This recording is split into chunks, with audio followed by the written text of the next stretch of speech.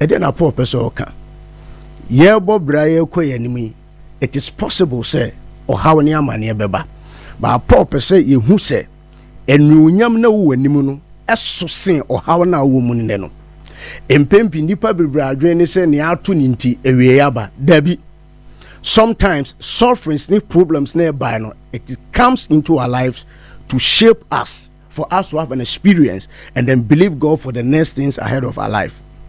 Minim ni awufam, minim ni ato, minim asema ya kachro, ena minim ni ukomune.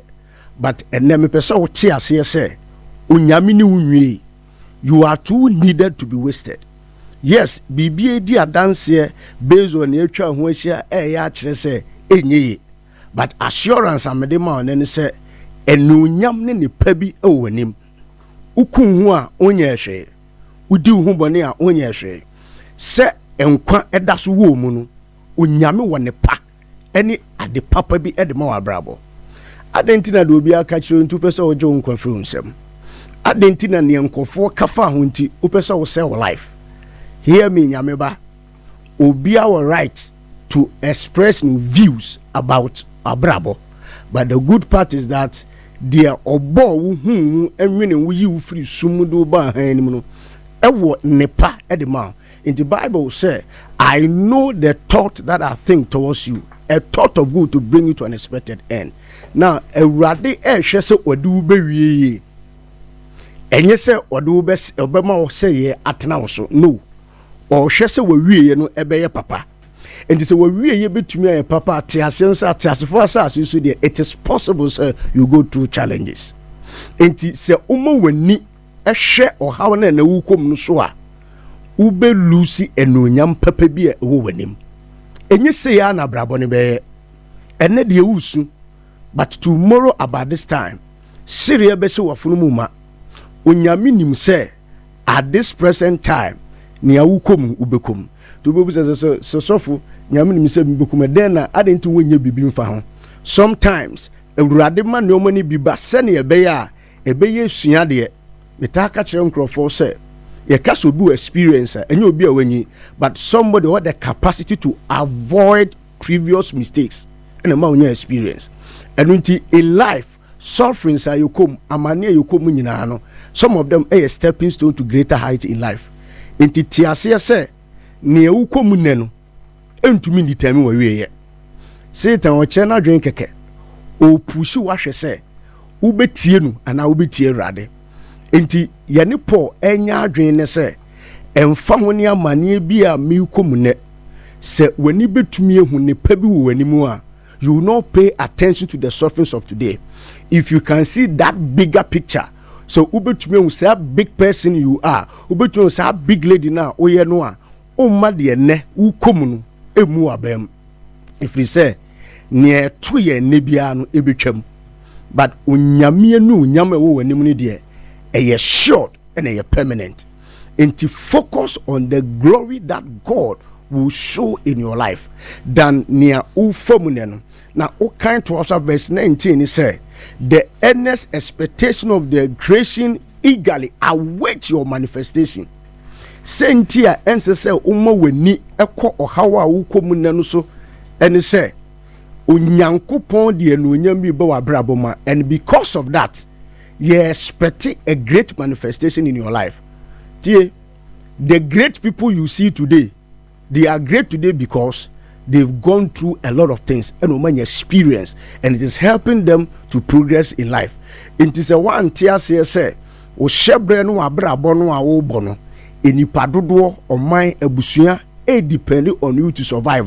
Obama de na ukom no e determine future, but the ajebi esi ne no it ends today. But what you don't know, and they say the greater things, the nunyam na ewo wanim no eno na say o focus on. Into obi bia oti Aluta FM Anopoa in Kransasema medema we tietia. Don't pay too much attention to the sufferings of your present day, but believe God for the glory that is about to be revealed in your life, because ebusia omai ene ufie twense ebesi wie na so abanfaso ama omai ni nyina. Enti ahana ene awurade ya me de besi Beda Siroja na before answer na be kono me sasa asem we o kasa no kan bibi say memma o suffering now from sisia no emu abamumu na the question is say we know say God is love. We have First John 4:8. Sure. Obamu say Nyankopon your door. Nyame your door pay us no hu say ye ho kire. Ya bom pai ya onyano. Last time sister bi catch him so dey crazy wa brewurade. Why na so nka hwe no o jane life amano. The person ye bia onye. Because some back we repeat ya na me hear we urade me hear wa can still if God is love, why does he allow suffering to be part of our life?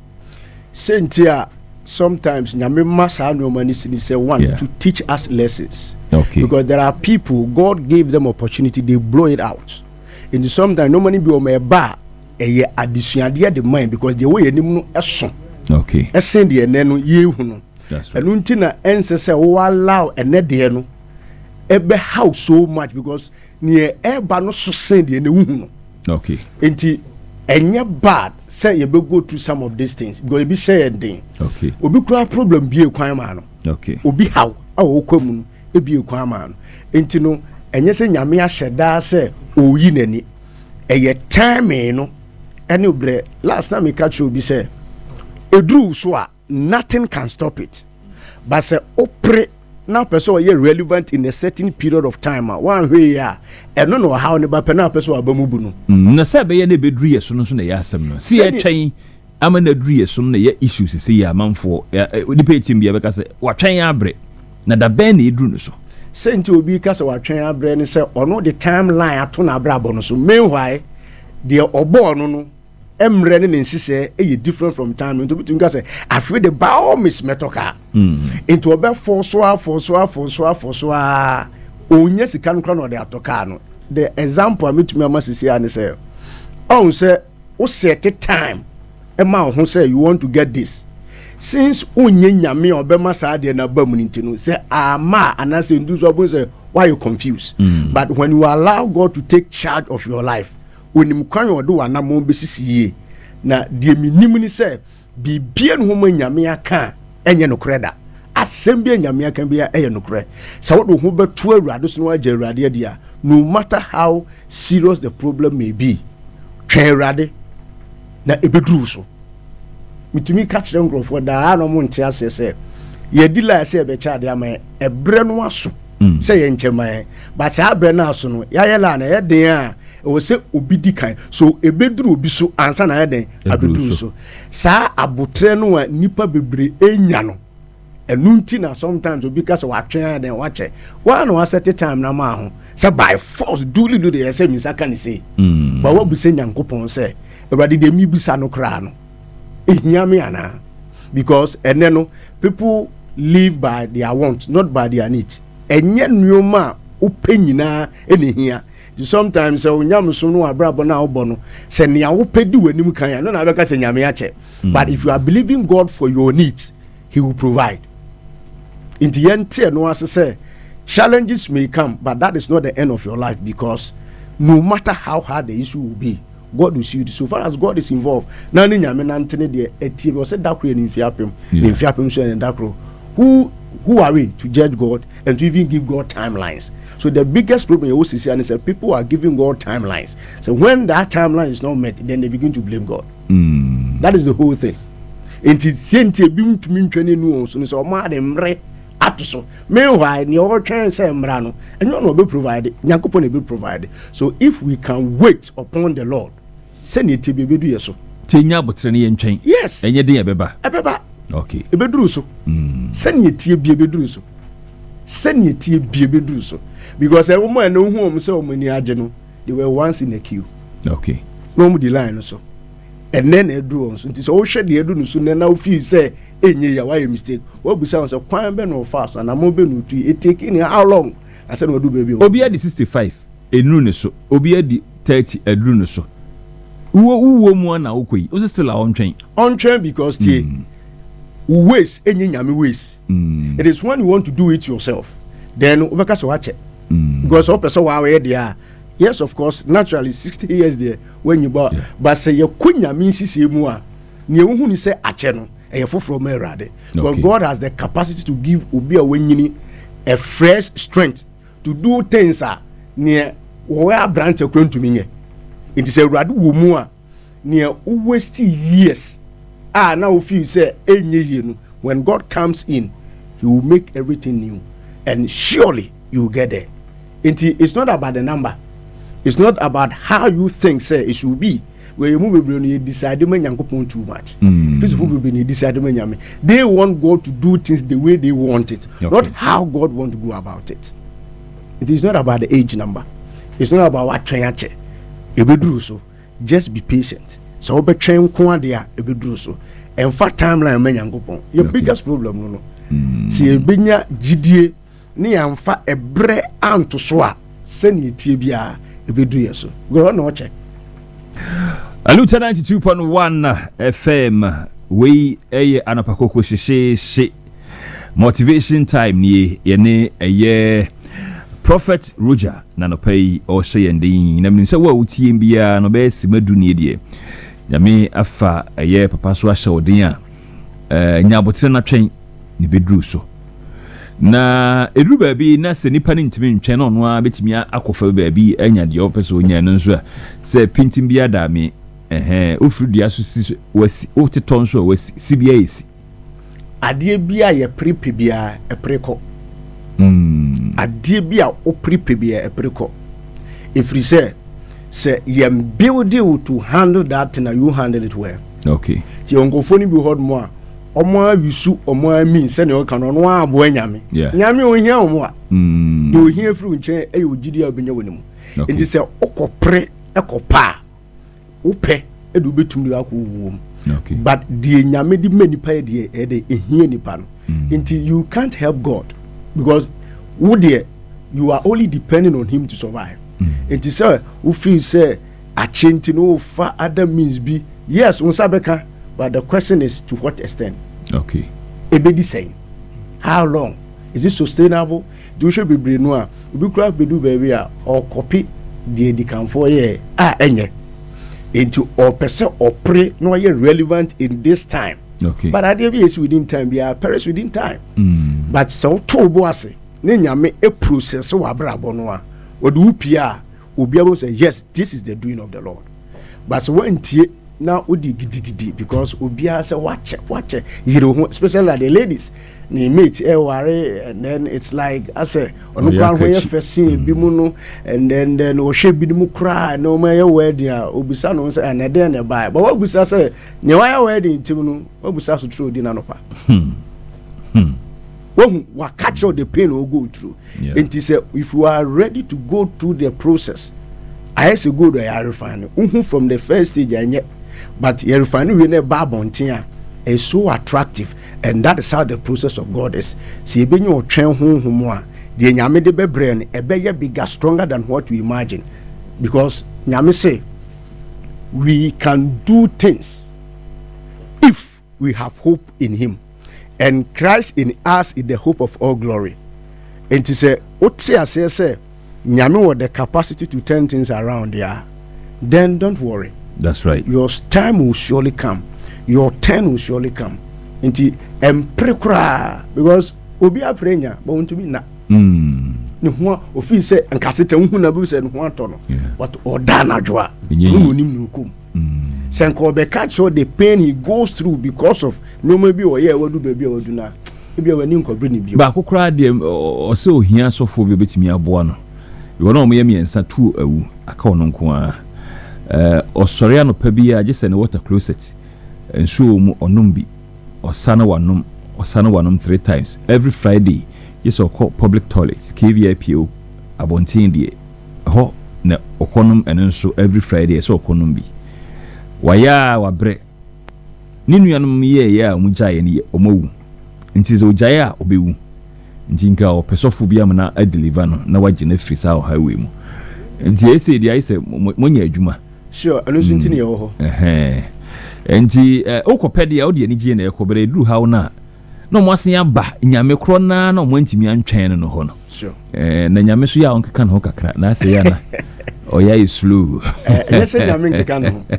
Point ni say timeline no yeah set no and they no. That's right. Because say uti faith as here, anything about faith doesn't make sense in real terms, but with God it makes sense. And na nyankopon nhihye ene ye nhihye no enye peda because yet here sisi say nyame ye du bia pama no se no no pe no a anke bia baby out in county obi pe ho. Yeah. But God provides for us our needs, and He does it in His own time. It is a true so ni here no de be ma. That's right. But say anto ye bo say ye be pre akopɛ ne ye pɛ na de akɔ amanem. Ento obi da ka mu hu anu ani abre. But onim ne yɛwe no ade ntia we nya abotre ɛna wa pre akopɛ. Ebri bi so na Israel for kasa because Samuel nyini na ne ma misbehave in a way. So they rush to himself. Uncle can say catching young upon all man and the ya hot. Samuel went to the Lord and the Lord told him, and you no marriage at all, it is me. So I'll give them what they are looking for. No mom sumuji. I call it sumuji because so I'm a boy. Yeah. It is our prayer, so even in the wisdom of God prayer, God can decide that in order not for you to die or take your life. Remember that thing, if you are not careful, the lessons a bit teach you. One here, next time calling young in time crab, sorry. So young tree a boase. Abrabo a process. Me catch young professor when we talk about miracle. Miracle simply means God speeding up process. Asa bibie no mo e won wi ase bia bio until say Nyankopon ebe speedy up process in life. Bibi fufuro bia no ho. Magic whatever people call ade bia and go through process no. The last man sha. Anything say your product whatever I was as we and go through a certain process the lifespan Isha. Inti me pese nyame be process me no hira me a me di ache dan se me pre akonya ne na enche ne free me nsa. Aluta 92.1 Prof obi hwe obi hu wo henfa. Rade adom ye wo dan for utini be last stop. Okay. Off the Bray Ayumensa Road Honewo. And ye share every Sunday and then Fridays evening. So that is our meeting time. Okay. This year into bibia opese if you permit your man your contact number and for contact to Jana. Okay. What's in Wakasa? 054 20 11 220 054 20 11 220. Yeah. And then tia busuya se utie na aye Prophet Roger. Ne number no obetimi afre ne time bia ono bebo mpaye afuturu de ahya so a onhi adwenkyere no so ofre no a obenya adagye atiwu na ono wakasa kama nti yedase obetai atenenka e ofie asi na waba be shawdin umi aba ko ye friend Kwaku Derek. Okay. Oye adwuma Advanced Ghana. Okay. Kanishi branch oso tiwa no pay na ni agyepa nti memfa nchia emao. Okay. Na okonkotudwa nim so ya ka ne mpaebom na Derek mpaebo be na omma wan kan ho de hu mpae na ahia so me hu specifics ni hu se we hu mpae na ahia mpae de se ni tibe be ba okay but make a chat for say ya so ho de nton ade ho. Okay. To be a fairly comfortable. Nton wayere bia ho mono oyere ni business oni koko ni business. No. Nice one. Nton sure. Okay. And Tibadasi, o number na for the last time. Okay. 054 20 11 220 054 20 11 220. Yeah. Prophet Roger no enti kai na wo how mpaibo at adeso bi eda so bia no frɛ no benya time atiu no wedding komo also asɔre no wayin fa yawo dan for tini be last stop. Okay. Na asɔre din ye World Salvation Chapel International. That's right. Nyame nhyiraw onhyiraw so bi twa me ho aba me ba ediko akrata mu nsɛm ne agodie bebrew.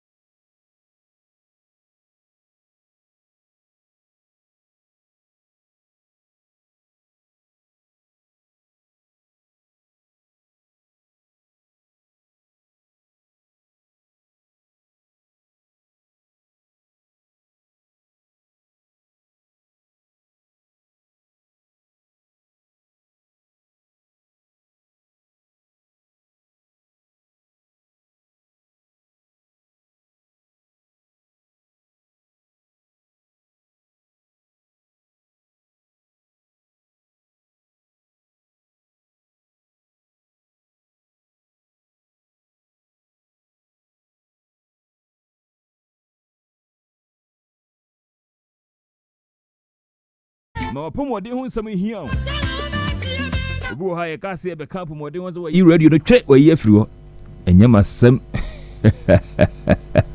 ɛda wani mu twe ho ɛnkyɛ ɛho aba bɛso nti de ɔpa eduru pomode ho nsɛm ati na gya amanyɔsɛm ɛbɛboa wo sɛ wote se yɛ ka pomode ho nsɛm apa ati na gya amanyɔsɛm wati amanyɔsɛm a wo ne bibia de ma wo ɛyɛ dada rhetorics dada ya na pomode nsɛm de yɛ wankasa wɔ ɛfa ho na hyɛaseɛ ɛhwehwɛ wabra bom de ɛnkɔ yie habit bia wo mammoa wo na watwe ho afiri ho ɛne nti coming na around 8 yɛbɛyɛ wapomode ho nsɛm and then we have exclusive topic the mouth kind courtesy Wellmark Specialist Hospital yɛbɛdi nkɔmmɔ afa wapomode ho enti ɛnna nso so yɛbɛdi nkɔmmɔ afa ɛyɛ NPP ho 31st January wɔto aba na ɛyɛ politics of ɛyɛ tribalism ɛkɔ so akanfo atiem not necessarily so atiem ana pe bedi nkɔmmɔ ɛwɔ fidie mu kai sɛ nɛ yɛne ɛyɛ bɛgyafo so bɛtena ase asi nkonnwa apɛpɛ nsɛm ahodoɔ no nyinaa so nra yɛde ɛyɛ bafobɔ ne yɛsi so si ɔnyɛ acting bi mu so ɔno ɛyɛ Chief Justice ɛma ɛyɛ ɔman Ghana saa nso na budget ne kɔɔ no hu ne sɛn ana pe bedi ɔ nyinaa ho nkɔmmɔ stay tuned meantime wɔ ɛyɛ Dr. Bills ɛwɔ fie sei ɔde agudi ho nsɛm brɛ wo yɛn nuanom Nigeria for ankɔ yie wasoa yɛ Shibruta na mete sɛ wɔn coach ne ka sɛ ɛyɛ juju na Congo for the yam sɛ coach nem sɛ ɔbɔdam ɛnso coach ya bibi haw na mu juju kro no munim ba bia sɛ mokɔ a moyɛ bi munyina obi ayɛ na amfa ma wo afi wani abre all this and more Dr. Bills atena se Aluta 92.1 Shika Sports doc ɛho te sɛ Agyaba nyame adoma no pay me ho yɛ pa me da sesa no pay wadru fie sei you looking good and so no pay na Nigeria for no then how mo I'm head coach Eric Shelley or say amobo penalties unso amone DR Congo amobo penalties ana amontima fan qualify also gina touchline so hu say na DR Congo amon penifo no ba ko kita bottle water no petepete go park ne so nti o say hu ne say ye dru ntanko kono wakoto bottle nsuo ni bi wo mu no e de abo no sanko wonjai na e de na wanko no no so kita bottle nsuo no na de no de one peti bi so peti ahwenim opeti ahwenim nti opeti no kwa na ntokwa na hye ne so eno aye den dia ma no nti o sanko kwa stop wo sa mo peti nsuo na mpanifo ni bia so ni mu ase ontwa so tene ne ha omo no o se no ne ma omo lusu ye no na omo peti drogu park no so omo na ja omo aso ayeshi nye hwe next time adopay why crowd wa Ghana tiu. All right, celebrate there. Yema obi biada kwaba, yema wache Agyaba Aluta 92.1 FM so ebra so sa no pay yesinkonya na yede the Shake Up Sports ede ebesumo wo ewa no pakoko edwumadi esomidin ede Dr. Bill Sabre yede aseda ema abrante friend Mohammed Sani ono etechire se producer Samson Michael Dankwa enso ewa chire apakan GH Dibala omunyina tatechire enana no pay yede ensem ahoropi ede ebesumo Oxy enso etechire epiepia voices no edi gumu di amana na bibia so atumi ayese sabre ye hyankomo no wase unimi sensem no de ya na de doso amro ne nsem ene afisem ana ya boaboa no a ye de ebeso na no pay ewo dwumade no so Henry Adama watwe ya tum ewo Facebook ne so Aluta 92.1 FM on Facebook pacho duru ho a na walivi u comment Agyaba ba obekenkan ni nyina ewo dwumade no so ediamant tantam so ye hyankomo no wase emfemfiri obi man so unimi se Enrada World Cup qualifiers ne bi enso etumi je penia ba so ewo Europe wa bra Diamond Shaft of Germany national team no enso echi Slovakia ebo montena ensia Slovakia entumi ante sanso na Northern Ireland enso bo modern chi Luxembourg ebo mo 1-0 enu echi Malta enso trefe ma Poland ekwocho mo bo montena miensa Poland so etimu emieno Netherlands 4 Lithuania 0 me pacho eno Enrada games ni bia eba so udwani chire mu a Chadja etena fie Gibraltar ebon 6-0 Montenegro etifema Croatia ekobom 3-2 eno eye enrada matches ni bia eno so eba so nyame adom ene ebo 7:45 games ahodo pi eba so wabra Kosovo etnefe ene Switzerland ede ebo ni Sweden ebo Slovenia na Belarus atnefe ene Greece ede apem so Scotland ebo Denmark Bulgaria ebo Georgia na Spain enso ene Turkey ede apem so eno achi yebenya Austria obo Bosnia Herzegovina na Romania enso ene ade omaya ye friend San Marino enso ede apem so we eye nyame ya adom a eda ene games a eno so eba so na no pay yare ehonsam ede ema ewotwede no so Henry Patro Farm Patro so far eye countries ama qualify for 2026 FIFA World Cup no to suma me eye ade countries ahoro pie egusu ewremo already Ghana de ewrem na so yemfa ntodwa esa udu wani kiremu a eye ade World Cup no amai miensa ana ebe hosti ubenya USA Mexico and Canada we no any countries amu hosti into amu there already amu qualified da Japan New Zealand Iran Argentina Uzbekistan South Korea Jordan Australia Brazil Ecuador ubenya o me friend say Uruguay Paraguay Colombia Morocco Tunisia, Egypt for qualify, Algeria qualify, Omankokro Ghana yensu ewremo, Cape Verde ewomo, South Africa qualify, Qatar yensu ewremo, England, Saudi Arabia, Ivory Coast, Senegal, France, Croatia, Portugal, Norway, Egypt enran so to me remo, Sanso and Netherlands national team no. And so to me Eremwa, I don't want some at the amount so far. I had yes countries are also to me qualify. Yami I next year World Cup Basso, Ewo US Mexico and Canada no, and I don't want some at the amount. I would trade in live on Aluta 92.1 FM patch of Facebook page no. I had yes Henry Eddie Atoswa who remove who countries are. I don't want some at the amount. I would trade in so na Yanko Le Bleu of France. Me fan to just Yami Aduma France and Brazil Ebebo at yes game and so I na France ne Brazil pe adiasa France ebehia Brazil na Colombia enso adiasa nyame ya adom a American to a eba so no me patro adiasa we nyina France Brazil ne Colombia amo ede kwa akobobom ho esane se nyame adom World Cup no ho behia sa clubs so na simple countries we nyina enso betu atoto nyoma na mo so tumi ede preparation nyame adom World Cup eba so na se no amo so tumi akobo adwuma bibia so tuma koye enti American to na eba so no France Brazil and Colombia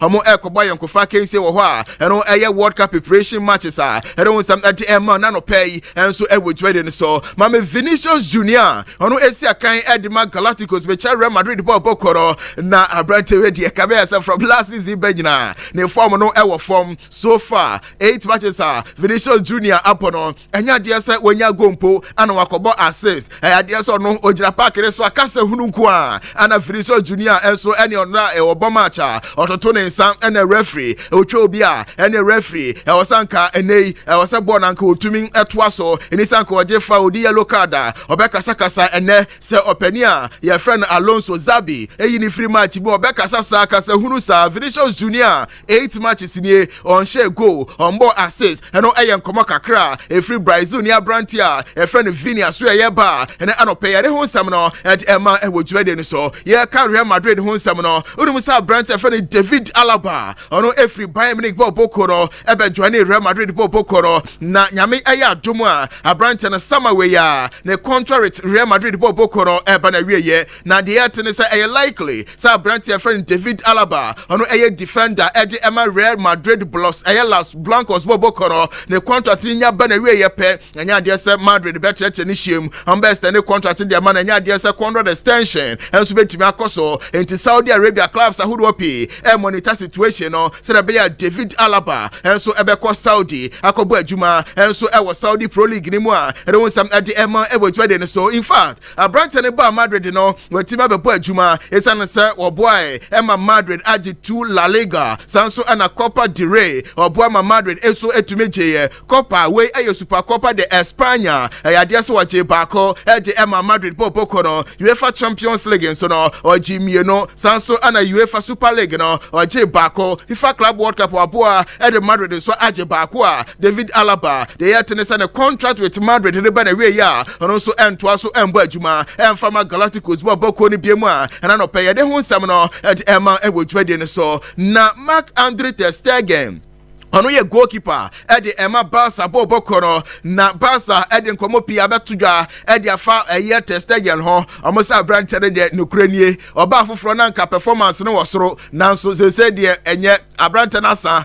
enti Barca gidi ye pasa woso pani a ye friend Mark Testegen ono eye goalkeeper in fact ono na ye captain ede ma Barca team no Barca so mbeja na kwan eno mu ana Manchester United ti ya na musika ye ne adi omo ebepe abrante a ye friend Testegen na kwa da goal post ni mo aboma bibia so tuma koyie na Testegen no ono akase wonya ya anka obewuram e wo Turkey esane se Besiktas bokoro enso ashase ni abrante no representatives edin komo enti Manchester gidi ye pass Simon Sankano a na chese kwambia so goalkeeper e friend Lamens obeto so abadwuma e de Manchester United bokoro nanso Testegen no ankasa Besiktas bokoro enso eguso ene edin komo a e don sam ati ema ebotwa de so Manchester United eguso monitor Brantia a friend Adam aya Watten omugidi ye pasa Brantia way amonsaka na obeboa na Manchester United bokoro ene manso atumi akoye no pania ya friend Ruben Amorim ono aya manager ede ema me patch Red Devils Manchester United team no ono akasa edi nkomo ede afa Adam Watten ho osa Brantia no hwese de osifa enso edi ne juma obeboa na ni project a opeso oboa na United tumi wura no ono so atumi abeboa nto ogidi ye pa esa Adam Watten ewura mo ewo Manchester United boko no ebebo adwuma ewo Old Trafford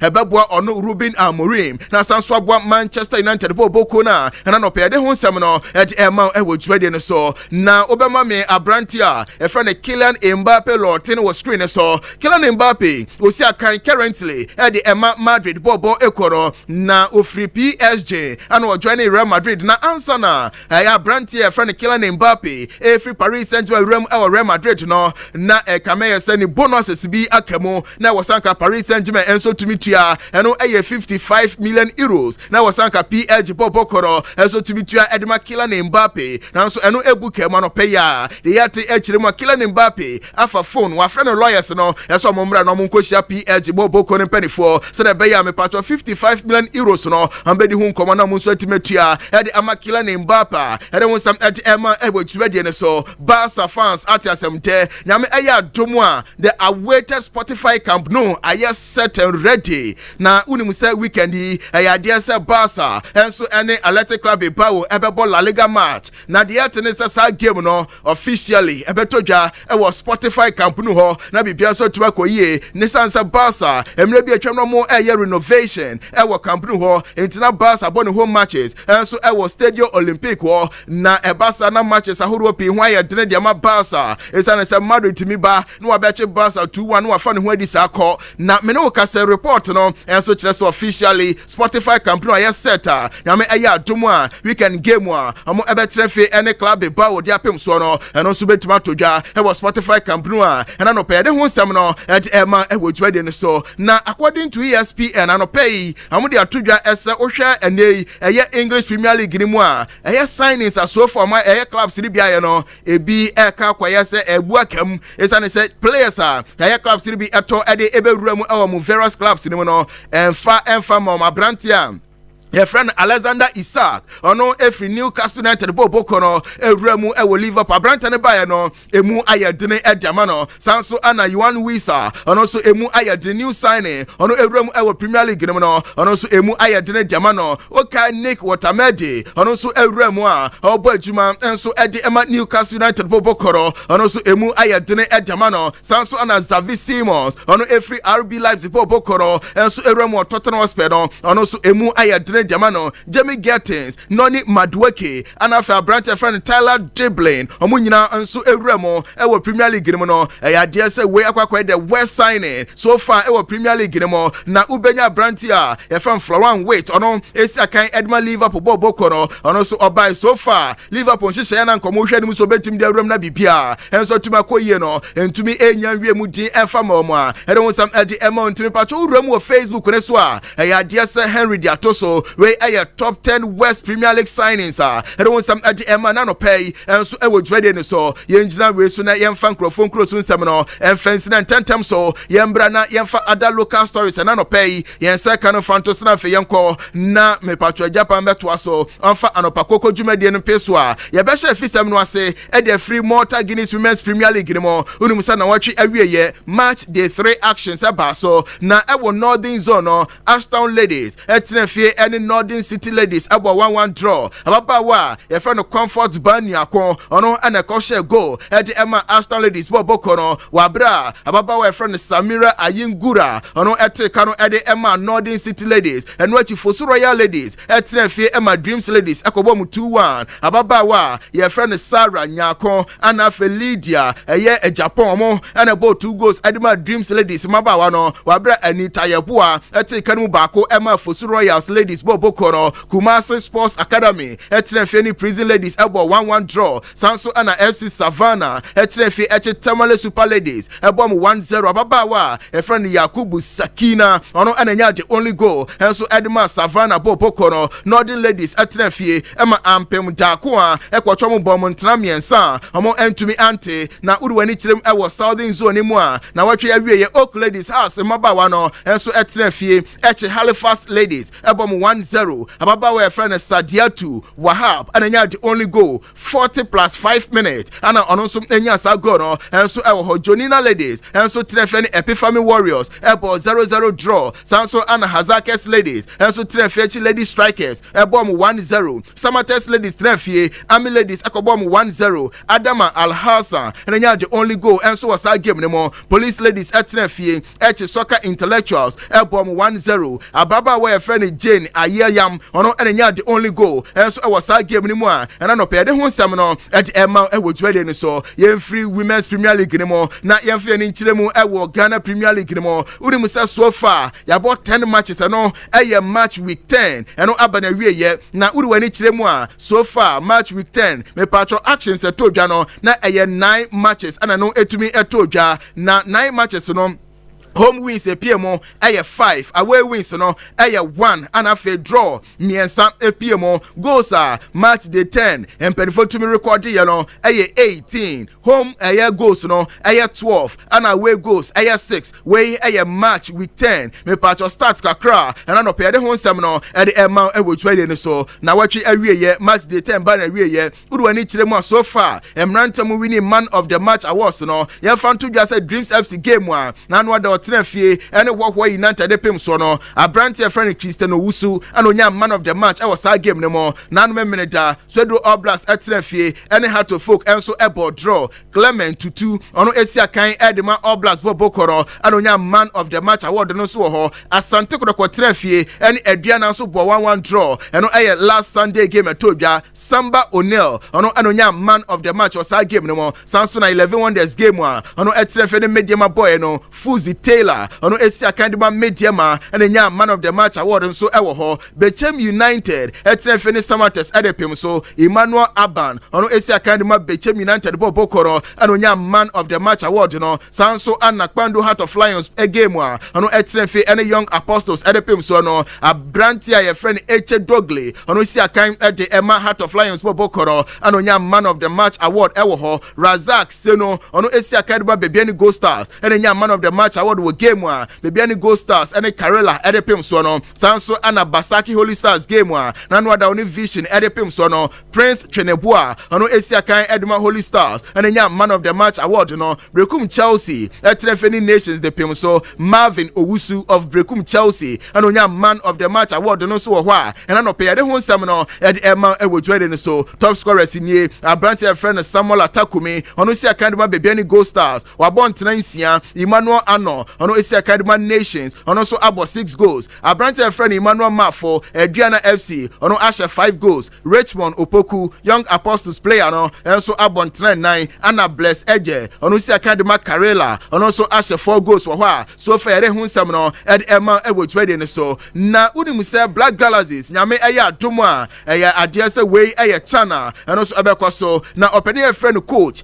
Kasim Okanse Mengel ono ana ye head coach Edema Black Galaxies national team no na uruwani echiremu a ade se Okanse Mengel enso eguso ho boabo se de be ya chan no bibia nso ebetumi akoyie ede amagane san se chan qualifiers no ade se no ebe koso na nam so a Kasim Okanse Mengel aton sadia free players ni bi for preparation na uruwani chiremu a abrante friend Felix J of Mediama ono efre no sanso na Lawrence Sansan of Heart of Air Lions enso edin etumi remo apia kubi bebi ni Gold Stars ni din eremo sanso ana Gideon Sesiakon ono Esi Academy Dreams FC Razak Simpson Nations FC Ebenezer Aban Heart of Lions sanso na Karamadini Mamudo ono Esi Academy Mediama Bobokoro abrante friend Muhammad Ali ono Esi Academy Hasofo Samuel Kufuor Nations Isaac Yaro Dreams FC Patrick Asiedu Asante Koroko abrante friend Boat at Reagan ono Esi Academy Bechem United Bobokoro Prince Owusu of Mediama Kelvin Nkrumah of Mediama Suraj Seidu ono Siakan Edma Dreams Bobo Ekono abrante friend Dogley Eche ono Esi Akan Edma Heart of Lions team no Sansuna abrante a friend Akwesi Soro to Bueye Badori ono Esi Akan de Mabrekum Chelsea Seth Kwadjo of Asante Koroko Abdul Karim of Hasofo Anuachi ubenya abrante a friend Emmanuel Mafo ono Esi Academy Adriana Boboko no Peter Mido Esi Academy Asante Koroko ana abrante friend Dalini Yapua ono Esi Academy Bechem United Boboko no Emmanuel Ano of Nations Sansuna Emmanuel Mama ono Esi Academy Samates Boboko no Emmanuel Aban of Bechem United ana abrante friend Samuel Atakumi ono Esi Academy Bebiani Gold Stars ubenya Martin Kakari of Hasofo Shaibu Faisal ono Esi Academy Brekum Chelsea ana Gariba Faisal ono Esi Academy Karela abrante friend Kusi Nana Sante Esi Academy Vision FC Boboko no we enso ene mrantia coach Kasim Okanse Mengel enso aton sadia from a na no pere ho nsem no e de emma e wodwade ne so na me no ka sen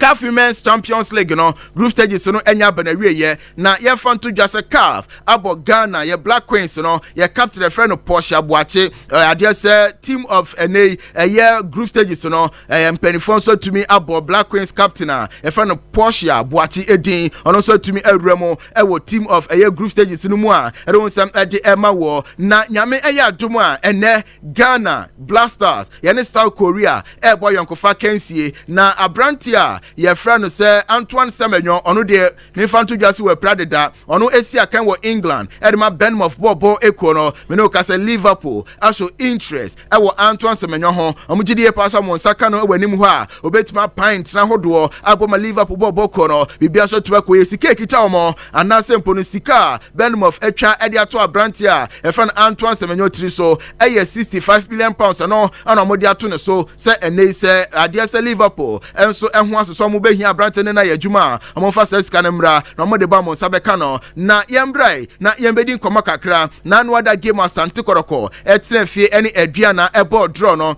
after say game ne ba na wieye na aduana supporters amo eba kuma special game ne bi esanso edo mani kire mu odoma ahwo sem ayensa ka enso ene se eyade se supporters no ekonya akwanhia emma emu mienu de sebe yemfa ntodwa ese amofa mu ehwere omo nkwa na emu mienu so de omo ewo konfa no teaching hospital omo guso eje arehwe eno so eye me patron komo kakra ayade se aduana football club enso ede atodwa ene anopai ye bo akire ede amawo na ene eye Tuesday nyame ya dom a Ghana ye game ye ne South Korea ede epim so no ayade se enkomo wa akire ana nam so ama coach opani a ye friend Otuado akasa no akire se ene game a ye ne South Korea ebebo no ebe tough pa. From South Korea, we know what they're capable. They have a lot of we know what they're good players in the defense, like Kim from Bayern Munich, but also up front they're very strong with Lee from PSG and Song definitely, and Wang, for example, and another Lee from Mainz 05. So we know them very well. I think they've had some good results. Also the last result against Bolivia, where they played very well.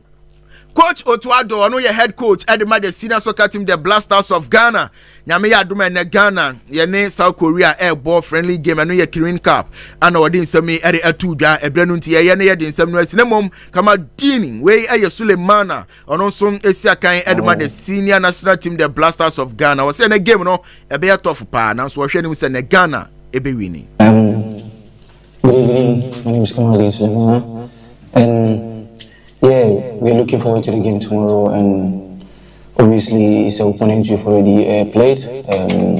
It's a different team that we played them a few years ago, and I know they also have different players. And like the coach said, we know their strength. We know they've got good players from the back all the way to our front. So. I think it's going to be a good match. I think it's going to be a tough game for us, but I also think we can beat them. I think we've got the quality to beat them, and we are going to try to do that. Yeah, we will see. We're very excited to be here, and it's an opportunity for each and every one of us to show the world what we are capable of, and then hopefully we're able to. Head of Yamiya Dumwa and a game where Blasters, your name or my friends South Korea, Airball, and Ghana in this year. Ono Asia Kindema, Atalanta, Bergambo, or Samsu Juma, Ede Emma, the Blasters of Ghana, Kamadin Sulemana, Ede and Semi, Ede Atu Janano Pay, Yabo Chile, which made in so Ede amount. On this note, Yemfa and Semino and Fancy Nafi, Agyaba, and met also with Anopoa Koko. Comedian, the Dr. Bills, Yedi Asida, Emma Mohammed Sani, Michael Dankwa, the Sports Marshal, and Nafi, Ajenu Munina, so Mobuaye, na Yedi Semino, Ede Ebesumo, Oxin, so Etechiri, na Henry Ebwa, Edi Eko, Facebook, and so Sabredi, Edi Besina Fi, Agyaba, Abetwaso with Anopoa Koko. Nyameya Tomwa, 11:30, whole team Ninya Betanase, near Sansu, dia good Musem Diaba. Agyaba Kwaku on Anopoa Koko, Aluta 92.1 FM. Anopoa Koko,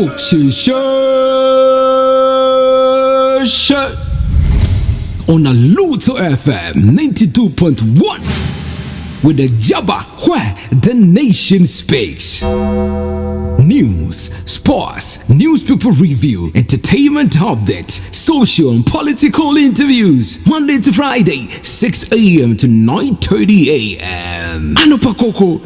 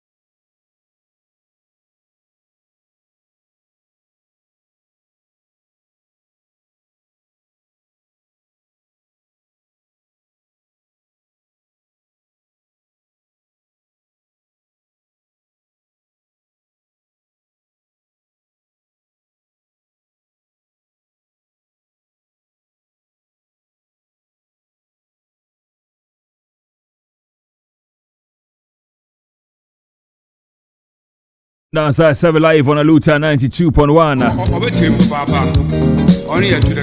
That was the music of Ben Bracon. JWMB with this one. I was saying to us on quite more Aluta 92.1. Yedi a year Kwakrata Munsam April. Naya Kwani Muntantam so.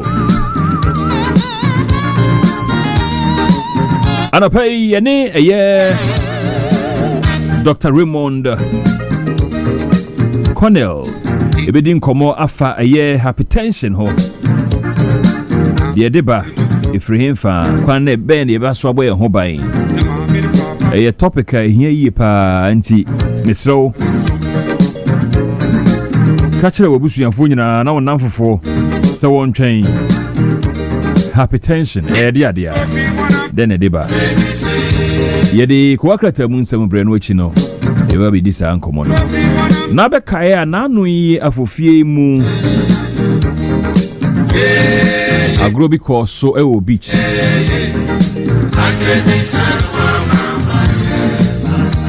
Yes, it tida na se tida ray. Say ye dia diu, say ye dia you. Le nima se mai we wo hu se ya. Na ye deja. Anopoa Yebedi on command entertainment zone. Aluta 92.1. Come now, what you saying? Agyaba, nyame adomo. Nice one, na twe. Eja. Gajibu. Asamaba. Eye ganyojibu. Ganyojibu nyone na manfama ntini na. Enope. De ajibu. Jibu. Eno ekire saying. Ganyo nkreni ganaye wabo we ne pedi nyono kire say ni. Enti ganyo jibu nkrani. Yeah. Me ana uye nkrani ganyo jibu. Okay. Ganyo ye nkrani. Nkrani. Yeah. Yen saka kra nka kobi wate. Na kasa metio. Menkasa wonti. O metepa me na menka. Agosia la hoye de. Nyame adomo prof. Nyame adomo hoye pasa wo so hoye. Nyankopon adom. That's right. Can catch see their clothing. Wow. And as we be through. Yankwe, kwakrata mu si yehwe go 10 so na yenko. Ye mo bon sense ko bin sense na be bo no ho so. Yede Daily Post and Shasiye President Mahama swear in Paul Bafuboni new justice a front page wa eno na ebo ha na hwa pani ya hye ne wake kama na mampani gina hwa wo chia no eje bo eje ba eje nya ba beduru ye nyina ne hwehwe anim omanga na hwehwe anim say obeba be diso nyame adom mampani asore ni in say ono ne omanyi temwafo yede no atwa so a Gold board rejects 3 billion loss claim. And che bia na beto odwa say en sensem bi efa gold board ho na enye nsempa if asase radio ho ene beto odwa na no nam so ema damage bi ko so 3 billion gold board said abi enya de a obeji sa sika no. Enim ha so Chief Justice Bafuboni vows to uphold rule of law and respect the separation of powers and also so boha. Na ye free ho a ye de ba the overseer we dey me hu omo paper inda ase police about any oh okay inti no na me dey to aso the overseer na ewo enimu no ye wo Ghana Armed Forces resumes Accra recruitment on November 20th, screening to be held at Elwak and 4 new locations. And I think so Ato has restored hope after 8 years of mismanagement. Steve Mantiao hails 2026 budget, also ensure justice is not tilted towards the powerful Mahama to Bafuboni, and also importers welcome withdrawal of Hajia Rashida Mahama from Tema Port. Also, government prioritizes food security from Eric Opoku. And then Gold Board denies 3 billion Ghana cedis loss, calls Asasi Radio Force, reports false and misleading, with a story on page number 2. Enti overseer na yakaso be seer na chese obo over na why seer chese ono na hwe wiase nyina so na ono no God board no mi kirem eche your friend say akosia kiremu na nkiremu no ewatwi no etiefu ahwa na obi afa no basabasa bi na tene say na say emra adampo na God board ya papers bi baba abontin krofo bi keka na omo radio bi din so omo na omo di nkan eye publication omo de nsam ne ba abonten say gold board for omo baka na no na same je mfia ba abonten say oboa gold board omo mo ka bia ya de sika bem papa nti omo kire me say san krate na ebeda abonten no Ghana for wote a botugu na obi ton gold baka okromu ha gold ya ton abaka anya sam ketwa nti gold board for say anya no kure yatia yamba entungu saso na obi nso di aba na opeyini ndi Matthew Steve Matthew na chese Mateo okay sorry producer but I say Steve Mateo ono chese olubo budget na akomobosika owura atuke se Hereford go to dwe chese enyagoro o chede atu forsen o de enyidado soronko na oda ba se nanado danko akufado mfe wotwe omo beye ma ne basa no okra ye no ato forsen edenyidado pa na ode aba enti eno so na wo obesi ne na Chief Justice mnu kese what the chono what the action ya go na ne chono mu se bro hu na wo de yo se ya ba do rig no ya go no modur pa na o man panyin adinu tun apim egwa do 1 2 3 ntino chere nei se cha nya sam na sam no wakaka baby a wade bako na Ghana be de wo oya Chief Justice ana ne yero so Director General Prison chacha nukunu jelu pe na odo ama na yero no wa pe baby na odo wesie enti overseer nanyim wono we na odaho business analyst netwaso Bafo Boni swear in as new Chief Justice and one ayedika ka ho sem dada aha so high risk illegal mining zones declare state of emergency Catholic asorin penifo na edi we to aban nanim say sanye galamse hu sensem illegal mining sensem ekoso no ebe ya anka aban no declare state of emergency animanim ya wo front page he ya so cocoa smuggling cost Ghana over 1 billion in 3 years or say osha afebe emfebe miensanie ekoti kwan a enam ayi aye gold for almost smuggle gold ewo man yi mu no nam so ama oman no aboka ahwiri sika twitwiri die 1 billion na yefri hono ma ye the daily guide na etwa so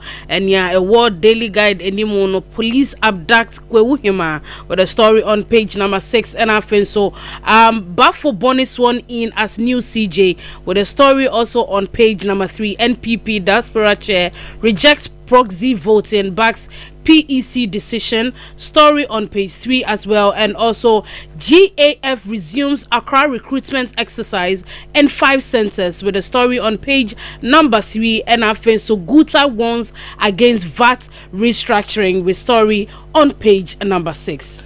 Daily guide na just a debia wachacha yankwa ona daily guide machiremu di amount na aposifo ene Kwewuhima Yesu se bi mu kwache ni sie no IGP ajenkrata aba bonte mamami ye jano ema no ho atono Bafo Boni ya kan ho asam edi amount MPP wanka ana ene ebo MPP diaspora wo kan on aha omfa ma asam kwa no so na me mere omo ye dan kro melu 2028 omo lusu sesen and saso ena Ghana Armed Forces yenu anum omo fa omo adwuma mu no omesa ahyase bio na omo hyase no omo de mia makomako enum ena ombekwa akoye ada screen na aka no na se nimpa ye be pa omo no baby mia enum ena ye be ye omo ho adwuma ewo ho saso ena gutafo de kokobonsam de akọ de ama epenimfo bi ewo amayim daily guide denim ho pe kopa bi na kenkan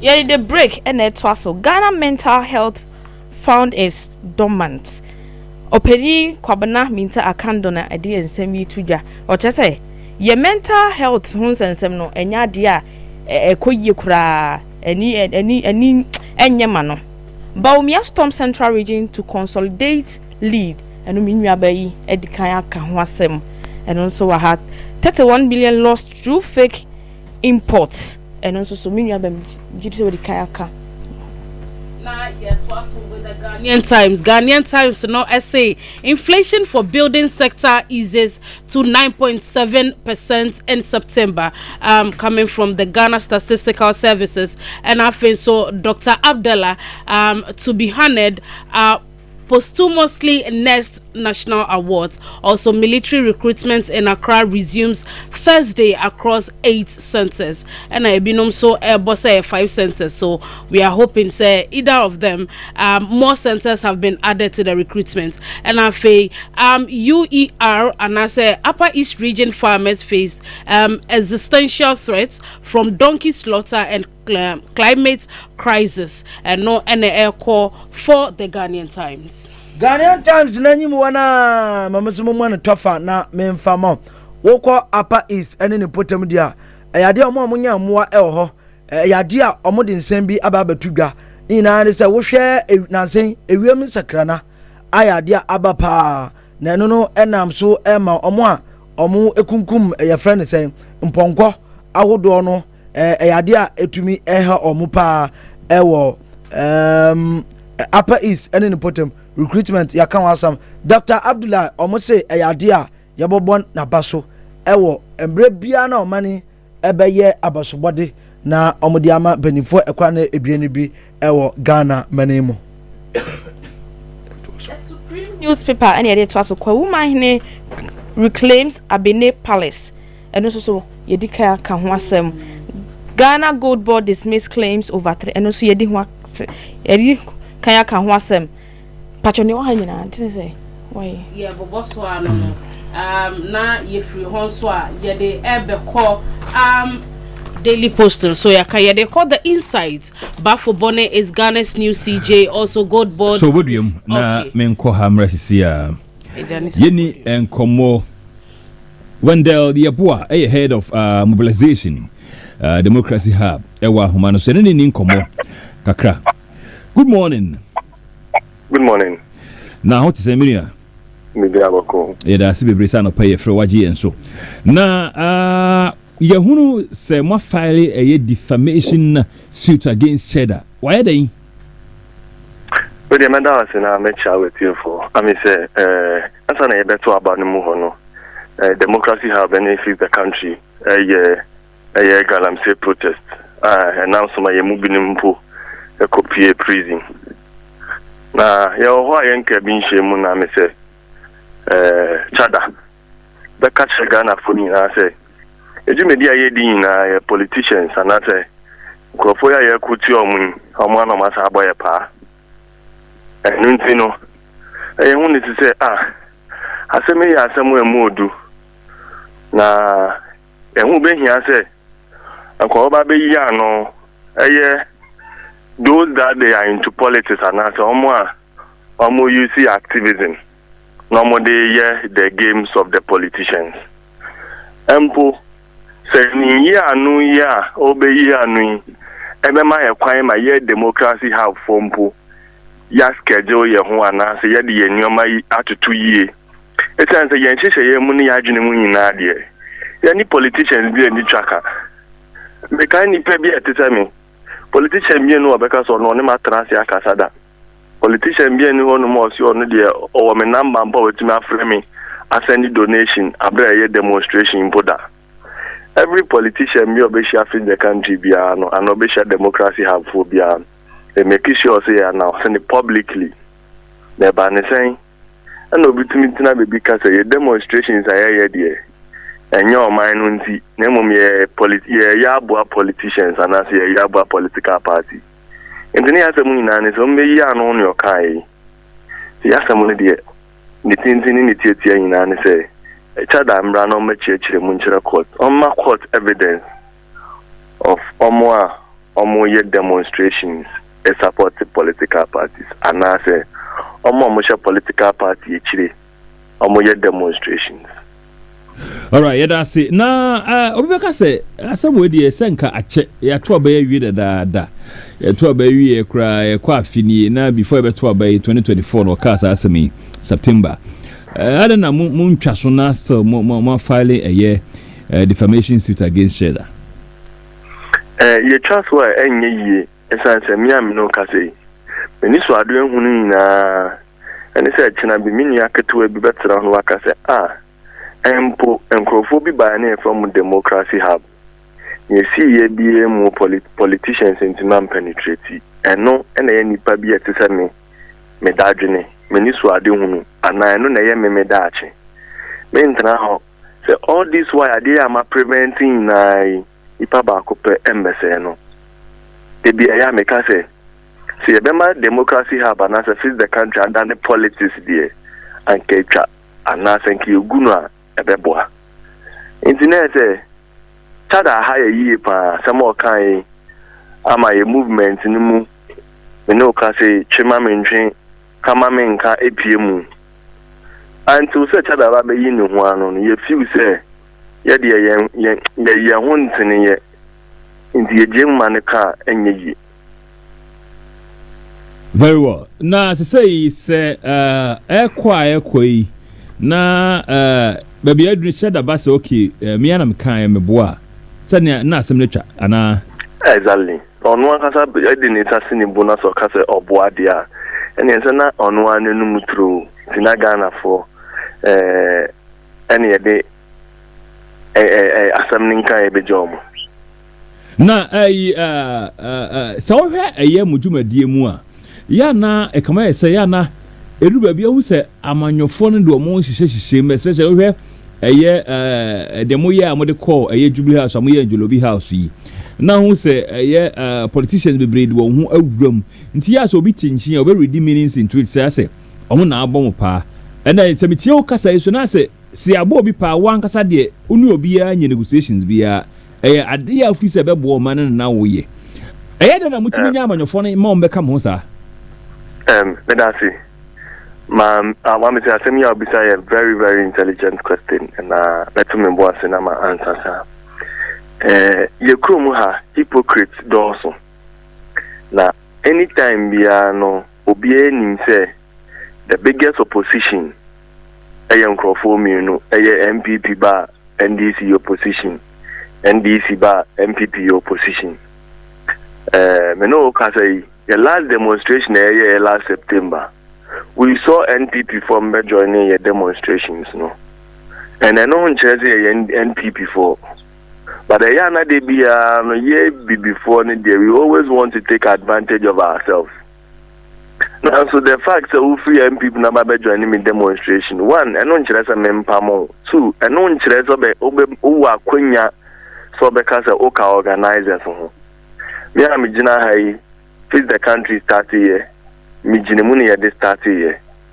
Se siya me no ka say me jinemuni ya de ko. Me make sure say obia our political party and also. Hello. When the yaboa homa me hu sa ati enti ye behwese ensa betumi aka no a na ya sen ato aso ewofi Aluta 92.1 live on your radio e ko akrata mu nsem na bro na head of mobilization Democracy Hub opani oda no na enini di nkomofa defamation suit what they abo yumra cheddar if osu se okan asem bi proud to 2024 election na ene wo ntimunji ase wogu wo hu fi na enumu na okasa cheda ntwe ne nsem na waka ne nsan ontwe mrachiri na okasa nsem waka no ne evidence bia na okasa mi no cheda yakura abomi fi taduk nti microphone ji se ya mfana mfamra kwan so amana ntwe ne nsem na nsan a ebe akwa ese saa na tie na ogu wo hu fi eno ne nam so a wode ne ko court se court nhye no no evidence on family evidence nso a ontwena sebensan eno ne nkomo ayedia ya homa no etekoye hwe sensa kanwa yebesen atoa so na yedi nkomo Aluta 92.1 ko wakrata mun sene di ma no yenkuye eja ne yekoye nimu a yede the same insights na ene yede etoa so nti senia meka earlier on no bafobone is new Ghana CJ vows to ensure judiciary serves all, not the powerful. So SMG hails China's land bank zero tariff policy for Ghana, and also Gold Board refutes 3 billion losses claim as industry experts commend Sami Jemfi for value addition initiative. For forestry staff interdicted despite generating record 623,000 for the commission. So be hold on, I mean, saying corner mine a year when they are born to us. So, Minia, now, what is saying beam? Hello? Hello? Went me antin tam, ye, yankuyenim. Na yeko yenim a yede the dispatch ena eko yenim. President Mohammed's 24-hour economy taking shape. That's from Julius Debra with a story on page 12. Also, alcohol consumption causes 1 death every minute, coming from World Health Organization with a story on page 2. There is wisdom in consistency. Let's retain Baumia for victory in 2028. NPP regional chairman says that. Also, NPP pledges free and credible flag bearer elections with a story on page number 11. Aluta 92.1 yen twaso na ne eye opening twa en common so yen fanwi. Hello? Yeah, hello. Yeah, good morning. Bim. Good morning. Ahumana ko enti yen to asem so. Hello? Hello?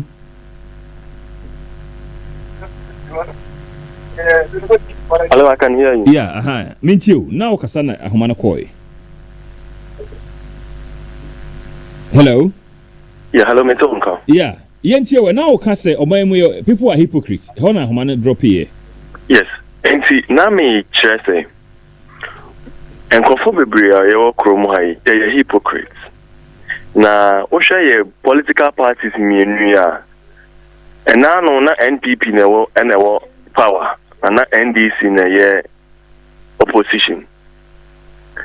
They were joining our demonstrations because some feel some menya konya and they are taking advantage of our activities, which we see no wrong with that. And now we are by society, your demonstrations. We saw NPP youth joining your demonstrations. We saw no problem with that. But yet the NSA, we don't want to see anybody of free NPP NDC. Or better say, or Beka face the country leadership and how they are my home quine. They are tossing you know. Say, Obi, Abe joining a demonstration. So free party A, party B, and no guarantee say the leadership of the activities and answer the leadership of the said protest has been compromised. Enti say etie wa ebo fix the country demonstration amoye bia no. Na eye amanyuku NDC nsanim. Not at all. And you no correct that. Na fe so ebia omunsanim no one of you and I said nipa na mo form no ebia obetimi adi suma sidwa why yes checks ni na. Eno na sesi yen komodie mu ekyere maybe each other enim fix the country leadership echenye. Maybe each other nim bibia fix the country leadership enim. Inti yepo ye yakonya anase ho ya honya ya sen ko baba be yi no ho ano e wo court nempo ama evidence nkofo susu say omo ye political folks omo be champion fix the country. Okay, yeah, then na mo share some mobile demonstration. What are some of the things you look out for before and some matter is okay?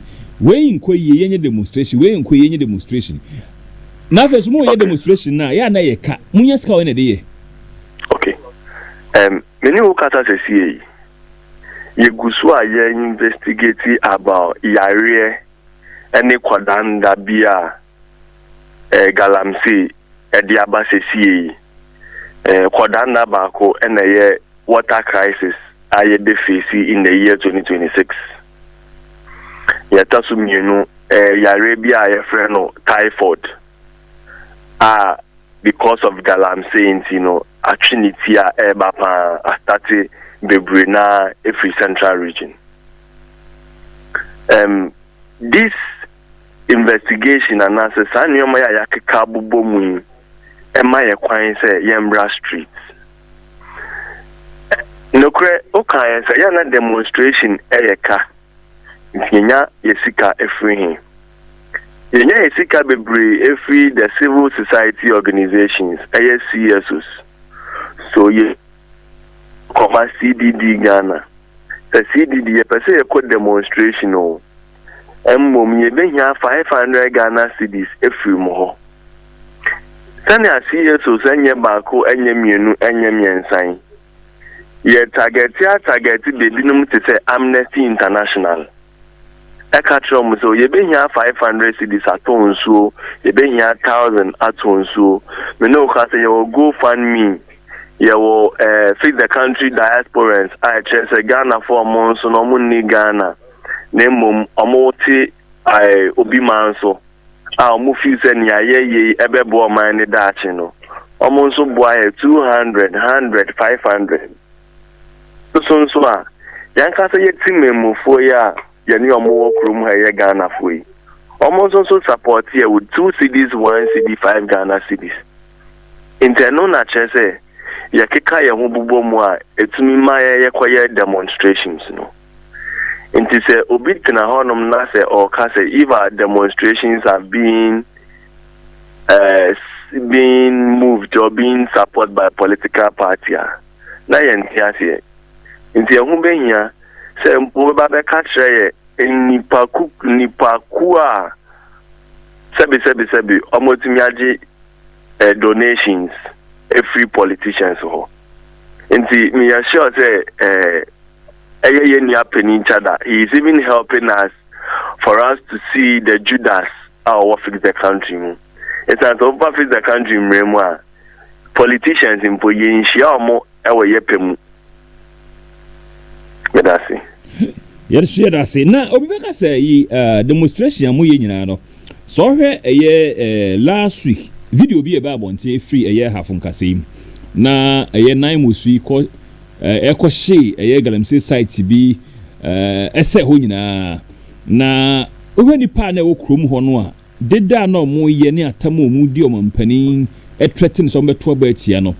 I don't know, you guys more take into consideration say upon demonstration mo ye won kran ebi anka mo ko down to such areas na ye sa anema no with a demonstration na say with education kebia ebeboa ma galamsey ne ma mo fight for na da bia nibre na say e wo mpanimfo so of which ameno mo ye adwe say omo ne hyemra nemom so mo koye nso a ne ye de abato ehunahuna wo me ne mo adwen sa anema no de anamo na mbetumi atu afa ho eja me no kasa all these activities are every Nayamos IGP team anti-galamsey task force whatever omo you know mo frakadam for there be and me no nya adwen. Okay. Kasa Sesi. We have written to the president of Ghana. Say, even the task force never 9 months, there is a problem in that task force. What is it? Thank you. You don't expect a team which has been blended. The Naimos team, your fire service before you now move. You was SWAT woman, you were military woman, you were this woman. This joint team cannot do the job. If you are giving the job to military, give the job for the military and leave the military alone for them to do their job. Many of us say, such activities are almost 30 sika. Eye 9 months for no. Exactly. Our evidence because they will be a court because of evidence. Who will be a your froze brana fabra betchese the omuye niabenyaba. I am always ready to go anywhere somebody is going to invite me. Okay. All right. You such activities are these Naimos are compromising.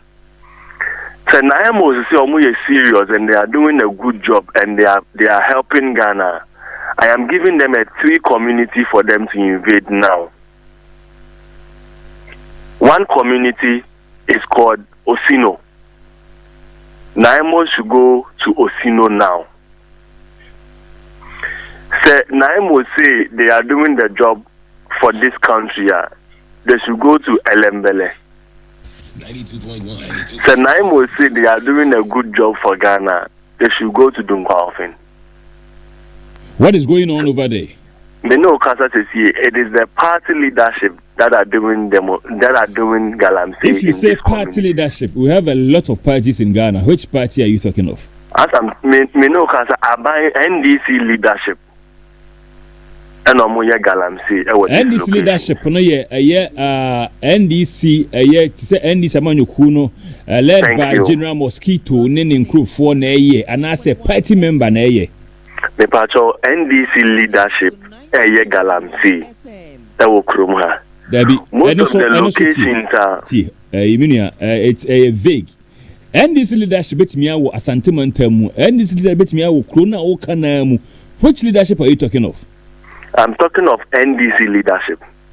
NDC, their leadership is all over the country. Now, until I say, NDC party in general, no. Okay. Exactly. Okay. And as I'm talking to you now, your site, all this is more home videos and evidence are a bit me a back it in some Okano. We have ministers doing galamsey. Into who evidence? And I make us say, will be a fire. I think media no my crowd do some of the evidence bebreno. Eno na me peno. Na me peno. Eno na me peno minia.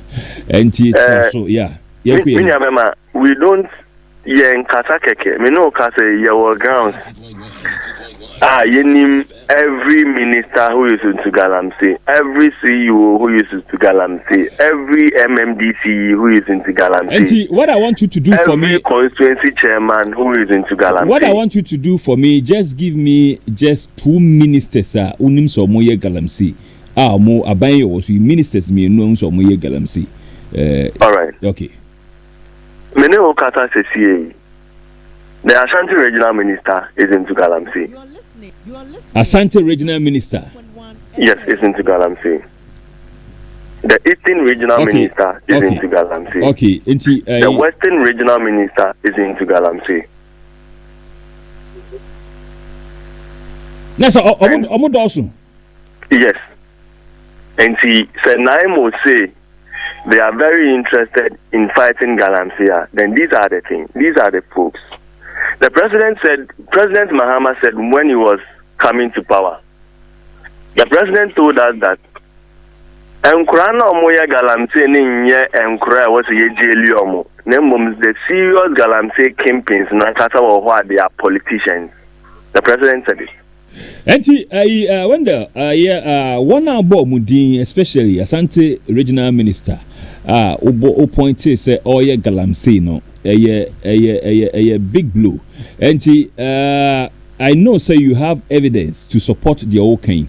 But for like 2 mumame, you can't galamsey na ya kama na kao.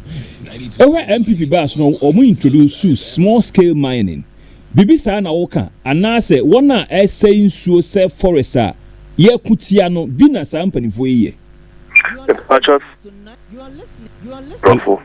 But I say small scale mining, a book in Brofo, Mr. Galamsey. Debbie, wonder.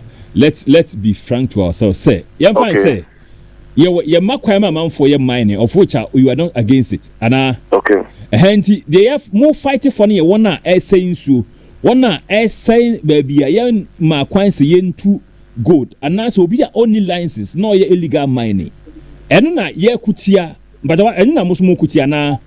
You cannot tell me, sir, you are doing a small scale mining, and now it's na yensu so. Now catch me say it's a small scale mining. And na maybe say, and no be na mpanimfo ye. Oka ho asemi, and na say. And I mema wati asese. The small scale mining, book mubrofo, galamsey. But they are having a document which says Makwaji permit. But yemfa galamsey na wo yusu no say na pa. So be coming rights commission na man permit so nkoye galamsey a. And I say small scale mining brofo a wo mpen so betena. Na baby o ye na nya nsuo mu enya forest mu enya baby a all say asas na ya man kwan so nya. Are you guys against it? Yes, we are against it. You have to mine responsibly. Maybe say which one are you talking about it now? Anytime open mining, I be bring it distraction beyond. We call it galamsey. We know a lot of mining companies which are doing a very good job.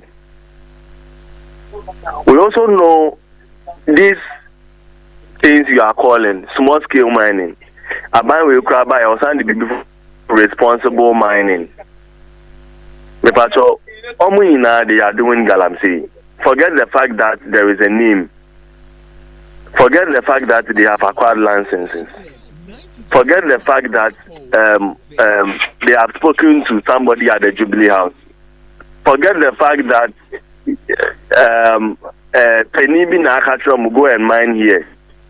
All into galamsey. They are all doing galamsey. You are not helping me this morning simply because I like the fight you guys are fighting, and you have my support. I'm ever ready to support any time, any day, including whatever. But then maybe point and say, so my one a mining I can see. Okay, what you may more. Do baby a far quite a more kind crown or 2 hours to 2 hours na affected crana what ye a human woman. Me who somewhere there ye demonstration against Uncle Fonda. What we are all fighting here, one essay in Su, essay forest, mining any responsible. I think I don't know more Cassetiana more conto, Quanyesa. Exactly. And you want to say, okay, me say, Agyaba ye galamsey. On say, ye thinking muno, Obia, on ye mining a yakasiaka sinibi agidin, none bujo be and ye terminal as galamsey. And you say, Obinya baby. Authorized places on your mining wo my friends or galamsey nanso na bia ya man certificate ya back na say obetimi aye enti panimfo a wo finger wo ni nyina no de wo ye ne ye de ye irresponsible mining no mo ye en na person ye ne clear mine adopai say be ya me pounce on them I can get that energy because minim say asem bia ba me will be wo evidence or the best support to me what did they make okay so I always love the fact that the media always want to speak in the way that all right. Nyame catcher only say the small scale mining brofo. And I say the small scale mining brofo be be catcher only who say oh yeah responsible mining. Brofo be on the meaning. Nya wo na brofo na nyame na me ye okatwi on the meaning. Nti bibia okabia to back your statement no see enya meaning nti e small scale man na nche say wabodam okwa de o ye ne ntimi detect what you are doing nti just help us say man fair no me sure say brofo nti e dada I know what you are arriving at and I support you 100% but then let's be specific say yamfa diabolic into nchen say media phobia diabolic because oh yes small scale man so no say yensase ne yensu nti what you have no e bibia metimi de me ho ato so akasa tia na china minya asema ebeba begina machi en na mpese me hu all right me no kasa sesi baby am pesa obeti ase ho na me fiba me no kasa sesi this government has given almost about 15 licenses in the name of small scale mining licenses they have given to people right you are listening to 9 now these 15 people right 12 of them are destroying our forestry reserve. You say damn, I'm coming. 12 of them are on our water bodies, right? I'm speaking to you. And see, what give you license of 15 and 12 are doing the wrong thing, and I am classified that as galamsey. Or say it is not like that. There be said you can no me no yadri and no dia essay yensu. Essay forest into what that evidence will be sad yes, but what the license or be a responsible mining be a license in the man the farmer no so and forest no na adwane account or the no ya undercover so at the end of the day how do you describe small scale mining henti na me pese nti sa nipa no o ma ye hu a ni akohwe license de man se de ma ye ne ko nsuo mu and I catch will say the small scale mining brofo but they are doing galamsey they are just acquiring the certificates now nobody acquire galamsey da ben na betimi abafia me yedi nkobo anytime we are better on Premier Bia. Okay, producer no interested. Because manage wasam no ho yie pa nti producer no bekasa na schedule date to have one-on-one interview over here. Betimi am yenya mo mre bebre. David nyame nhira bebre. Why? Me that. When the Yabua head of mobilization or democracy hub na kwedi cheddar eco court ni gina ne se wogu woni mu ase wodi turagu won so waka asem ato won so anya no kro ni evidence bia enti the watch say nsam a cheddar ka to won so say ye beto aba 2024 no demonstration how do I fix the country Jubilee House walkie call Jubilee House ni nyina no se nkrofo no ye because of say na manyokuo bi hye wachi a wo sponsor won na wo chese da bi bibia say no nti se cheddar wo evidence a omra no famra court no me yina no enda ye di a edigi call galamse a ye nua gidi se aban ye wo sui so ne mpanimfo bi gala wo ye irresponsible mining na obo asantemantam mu so afọ da no a Ewaka say oye the eye of the NDC to say ewo mai mu ha obo no sobo say oye irresponsible mining sanso na afei Western Regional Minister of Fingano Eastern Regional Minister Emeka of Fingano mana ha omani adwemboni ye wo mutrim Emeka political of Fingano enti monimo of Fingano fufuro bi ade a I have no idea. Shantisi Muamasem.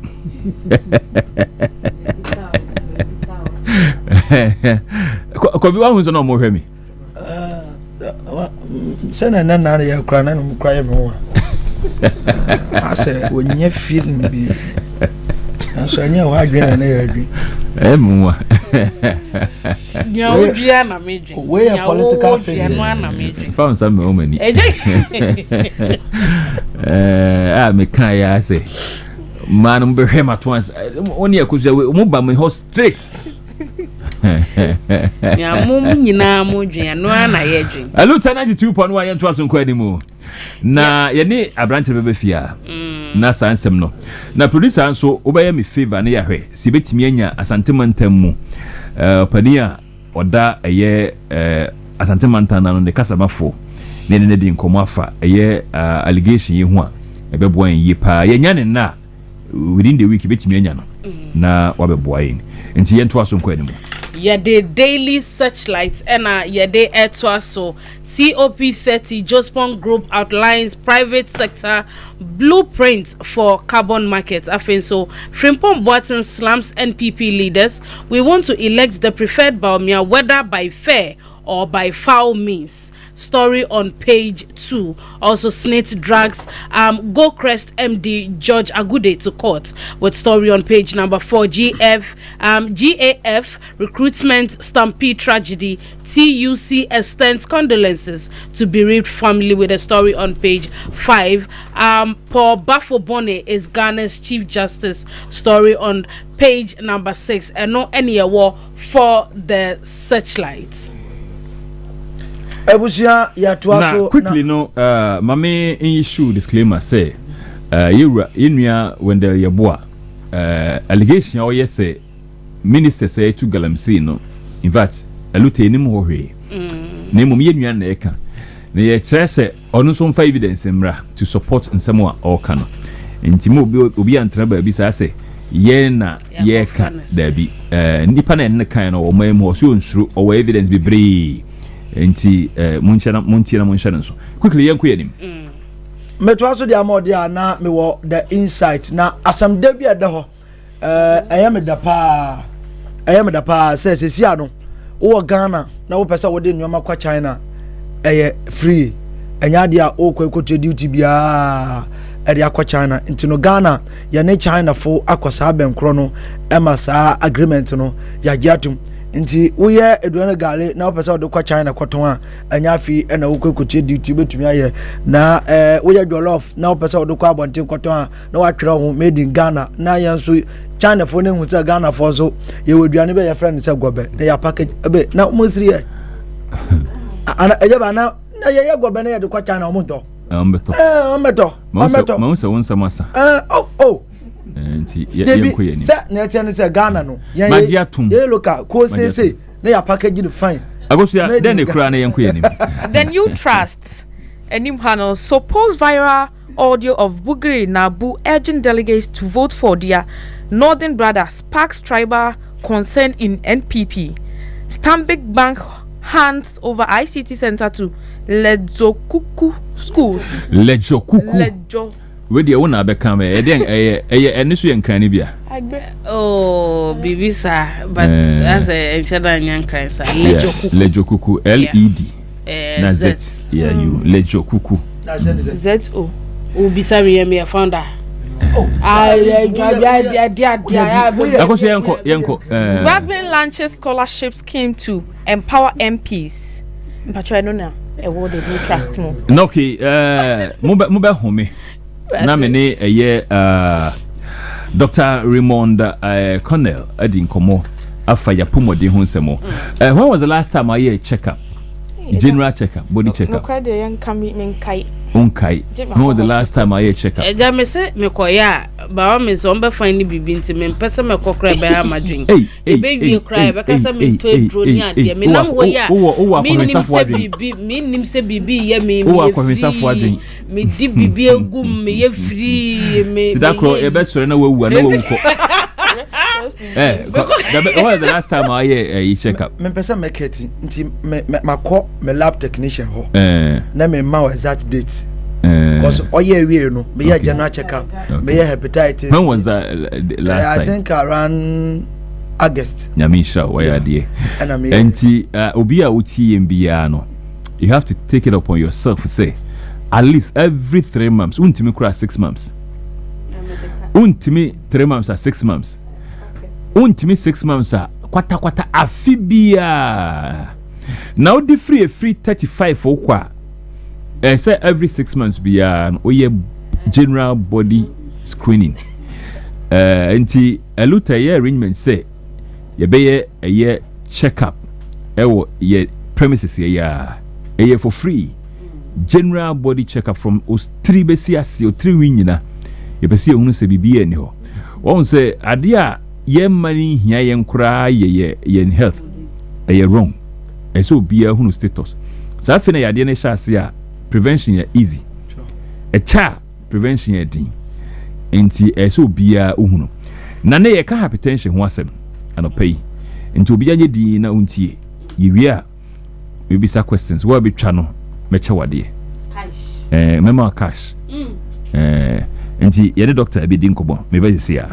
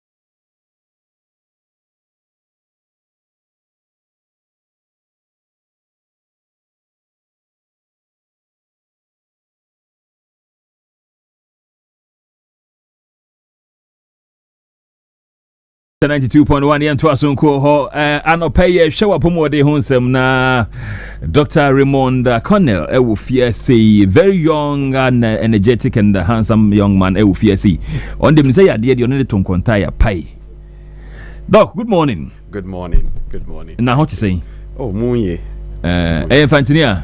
Free fan. Oh, me free comfy cool. Say Eric Otakra as Shama Junction or comfy cool Fanti Town. Bibia Abra. Bibia. Nice one. Now, topic we manage hopa. I think say maybe a bit me in 2-3 weeks. I send the tour because idea upa. Now, I don't know if it's coincidence. And when I meet here, sister station on a political show like this, in fact, they dedicated the show for this. Okay. If you say at the end of the day, the topics they couldn't talk about the topic. Boss back say Obi Nekorezi, one of the panelists. Okay. Na some of can say, hey, mother die. Moka chere say life begin at 40. No, it's a 40 ni how nko ani amane. Yeah, be one. Ya de nko a nti afi the chrono or board the rules and kebeya. Minister of Health, a year health insurance, a year authority, no. And yet, Mrase, Obia at the age of 35, I saw yet by forced checkup. Yes. Every 6 months. Now, health status. Now, buying them function was a sack, abandon the effort. They should absorb it as health insurance a year, a cost in a bit. Now, a bit no maniaji, na evidence. No, sir, at this stage, Tito, we Utah, Oko anymore. The one say from the age of 25 or 30, 35, even 40 na yadien kan ho and a job one say na niam brepa epepreko na moari means will be a business. Now I'm not saying it's a man preko nam no, but I saw time I'll be dear bia. Oh, na yadia sha say unity a na fino or sha says or dreams nipa no za samato no enti ama the rate at which one ekuma manfo no alarming. Intina because this topic no see ye twemu ye ntimi nwie see ye the extend say be beboa my listeners. Nti minja ma ye ka hypertension there. But before that no be see what is then tina here say nipa bia wo ye check up. So once a while ye thorough body check up. Now who say we status will be okay. Oh, okay. I can hypertension, but obviously, when it comes to another general body checkup, the cross me yen ankasa yen yimpeduano nzama pi ana yerbaby pi bi wo ha wo friend and they are silent killers. Bofuzin wo friend chronic diseases. Yeka mujambrodo to the high blood pressure, diabetes, no impen pino imbra yebon ono na nipa kono wonye na aba no and it's an emergency. That means that yeba no wa hye no ho achara bi wo wanhwe wa na niti ye ne okakra but odwen there kasakasa binyin pa yin na o material me yo another nimfi ye ne yo anampo de wa akọ yi mfichi kaka o sanche hu da ne moja wa but wa ba ye ne sanche ne kala wa asesa nti nza PB wo but you know as we call it silent killers nka o shaho nka kanka da ma ebotanyi na stroke ebotanyi emergency wo kono wo say nde da muhu no yar kasa na wewu nanso it just does not happen like suddenly. No, this or it be one part in feedu or shanohu nanso on your checkup. Check-up with the nankasa do here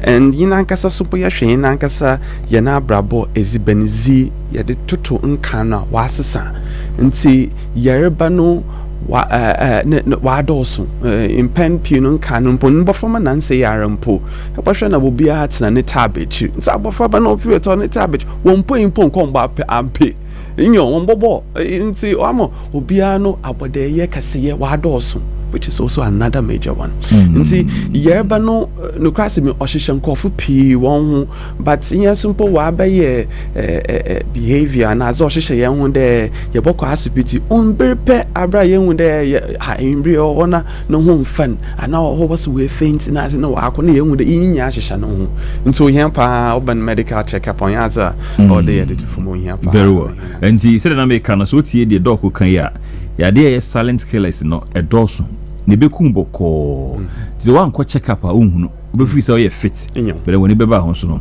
na why funeral ene wadaroma yenhwe hypertension ye ka hypertension ya abo ben Oh, Yankasa Yankasa, hypertension in Pempine, a basopiti, a bet simple to be worked. Oh, what's our BP? Hypertension on I the Ebakan Mujam Brodo.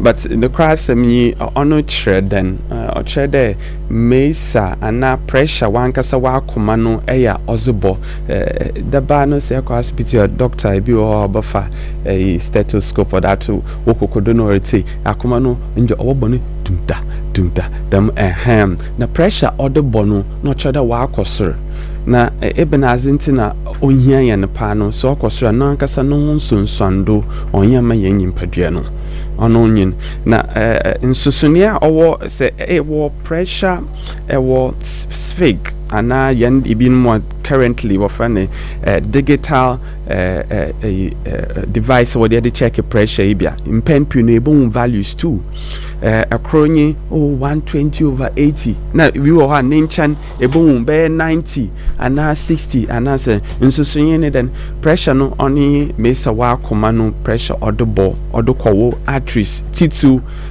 oni intina ofi yen akoma ozo kama yen hunam duani nya no but pulse no oni den pulse ne ye empana wankasa wa akoma no obo sime biara dudu wa akoma no obo no oni pulse nti a digital device na pempuni ebon these two separate values nsusuni o won but nti oni ade friend mojambrodo high blood pressure na den ekofaba Nzamapi. Yashe mojambrodo in fact yankasa yen associate mu no ban medicine ma ya chiche mpo ebien ebi wo akro friend essential hypertension or primary hypertension ono treden ono oyaza nankasa no ho oyeye bankasa owodo na ebeso so ye secondary hypertension ono trede bibinti na oma enya dame BP no inyo bibinti na oyeye ba won fa no kidney hu dadaw another hormonal issues bi wa thyroid and other what's it called organs hormones are it's affecting there are ibi also medication obesity can even cause other sort of problems we've called obstructive sleep apnea. Honestly, as a later on, but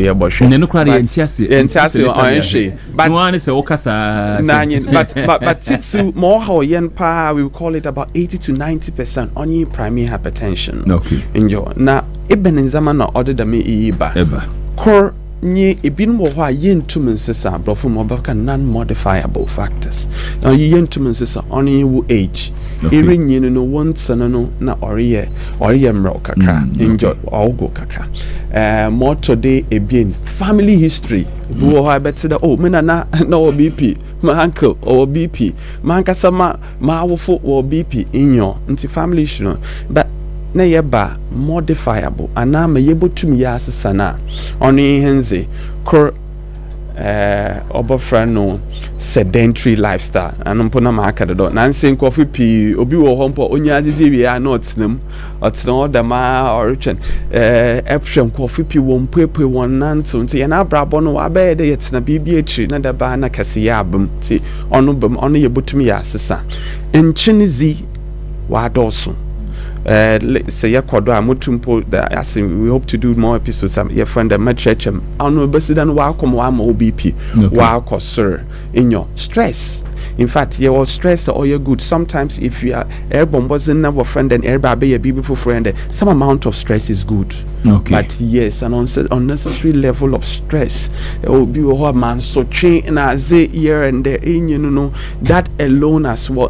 These modifiable ones yapadeya born wasn't a yes sir. Yes. Until inumya oma umoja okos. So and this topic about 1 month topic. Oh yes, it's a very papa na neme de ban dos. Yes. Nti ese etu ebo as ni treat ni ye. Se ofa ye aduane die mu kura na. Hawa ese hwe ni ye. Oba ye na ye mu afetien na ye wo yade bi ehye ye ho etimi kofa we nyina aba enti ese etu ebo ase bobo no yie na ebo ye na tie sleep impo aka in your yendem yes not having proper sleep alone can equally also increase your apomode ho nsam obi mfanya hwe enti very well we bi na ni so am ye hunu na eyade a ekum nipa eyade ekum nipa akum obi am wo ho pen inyo Modosu. Oh yes. I'm asking this say man for be funny serious say we are not joking. And inti say omo wani ko ho. Na de ekum nipa say no wo kwan mo bitimi so ano say bi obi wo bi.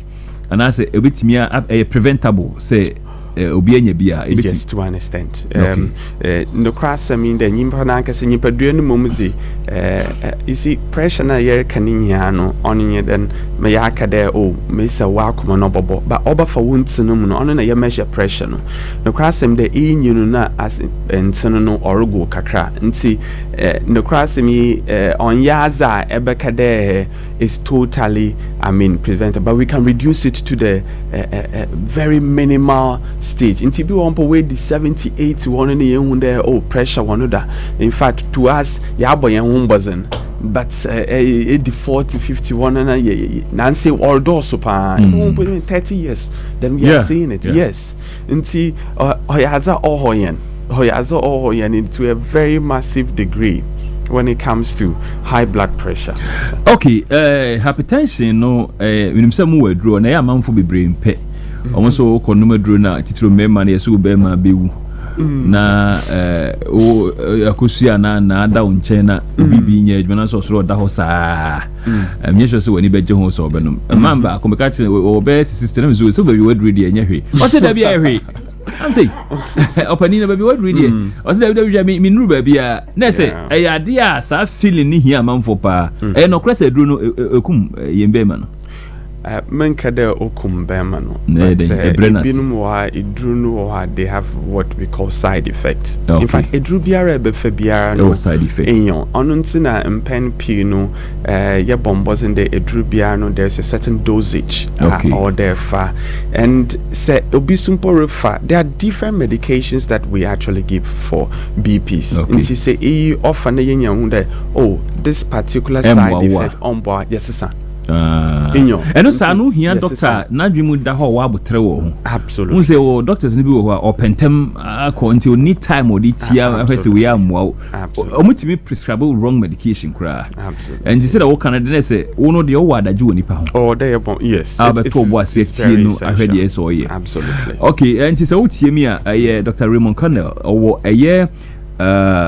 Wellmark Specialist Hospital what no ye adwuma and tie mi ye hypertension kuni papa na ade ehia owiase pa na se wapomodin me ade ehia me owiase nyina mapomodin bibia first eno ne mapomodin ehia me nti me fa mapomodin nsem ni agro nti mahu nsem metete wabrabo pa ebi se da bia mpese me hu sam ye strong wo won kwa bibia obetimi anya yes nti se wutie me no pa yi a go and visit him ewo Wellmark Specialist Hospital ko man ka se wonni sika oye misa osikasem kona kutie wasumu asem na be hunu se ye wie ne ye ka status no tro na wisko unisko wankasa be hunu ma wonkwa ho hia o wadaje a ode betie wasem no ebi kura na ode no enya aduru na ese de ma yes se woda biji se me say sometime ya se da ohia so woda dana wadwuru mu na ho na se wadwuru mu na ho oba na even BP ye hu ne first simple you know your particular range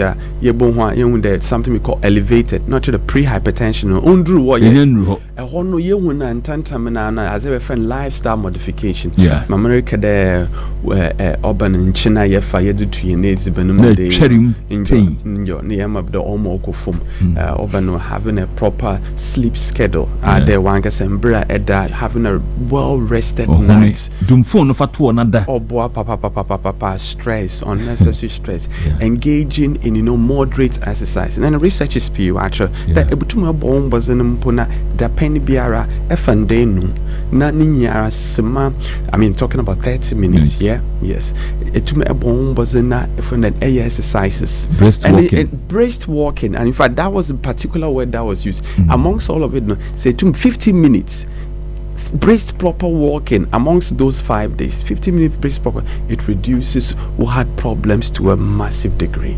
Because hypertension in the cross, if you don't control it, nonsense on the doors.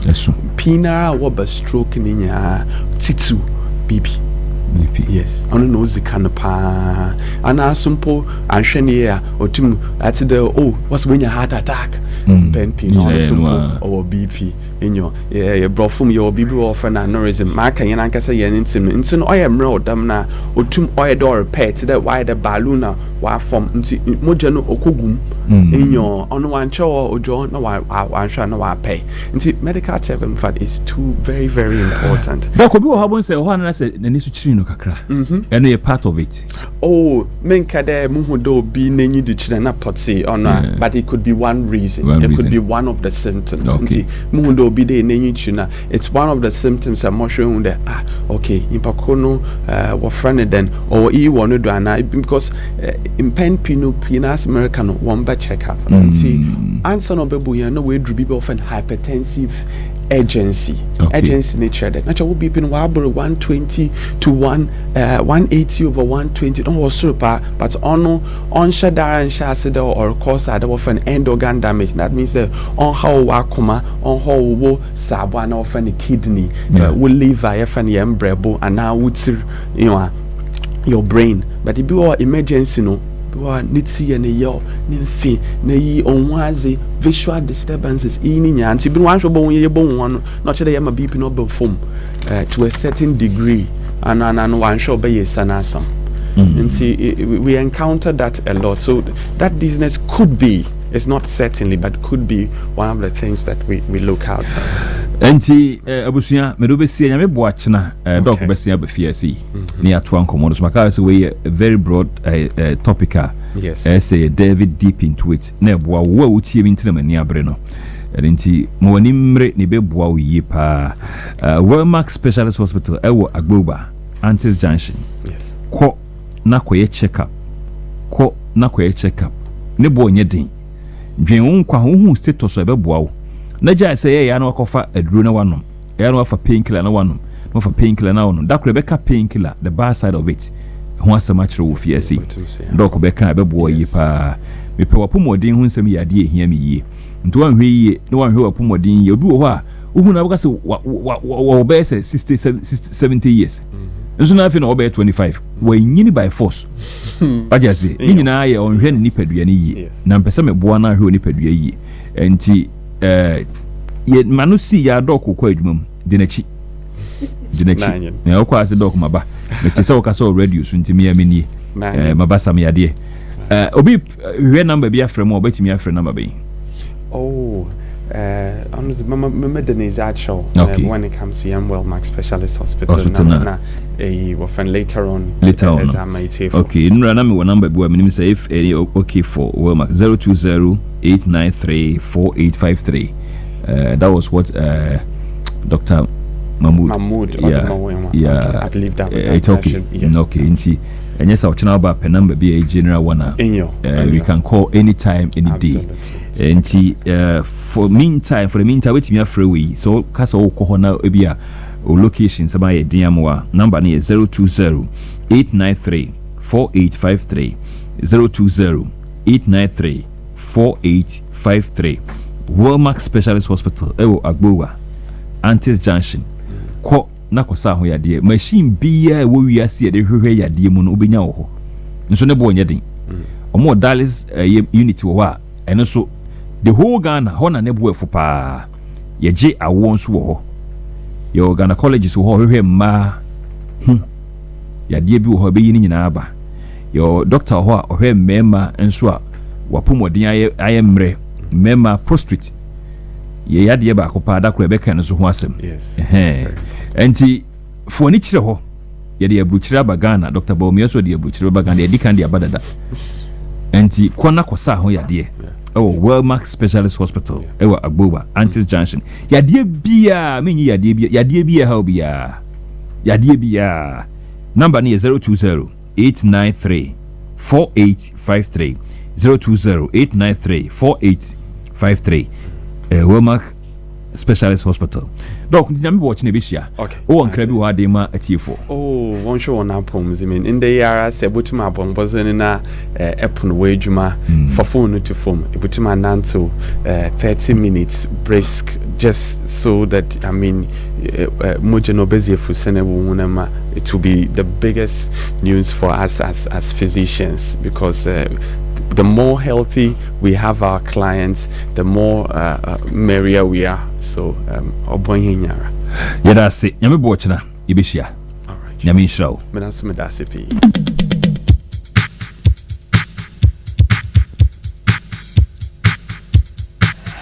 Agyaba Kwaku on Anopoa Koko, Aluta 92.1 FM.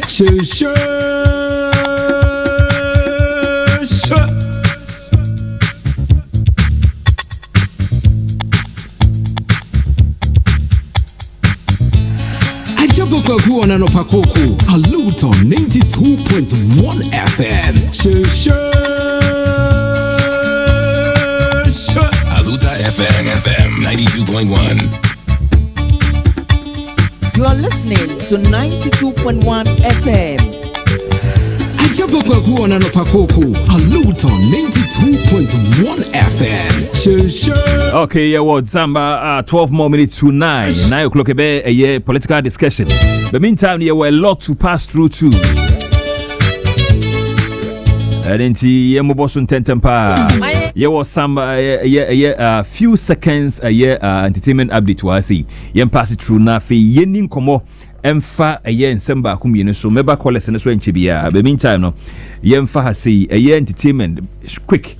Na yɛnhwɛ ɛyɛ deɛ na atwɛ ɛwɔ mayɛn Eja ene on entertainment yɛkasa about tidal rave. Now tidal rave it happened during the weekend, yeah. And bibia on my year for like from 2011. They usually celebrate art and fashion.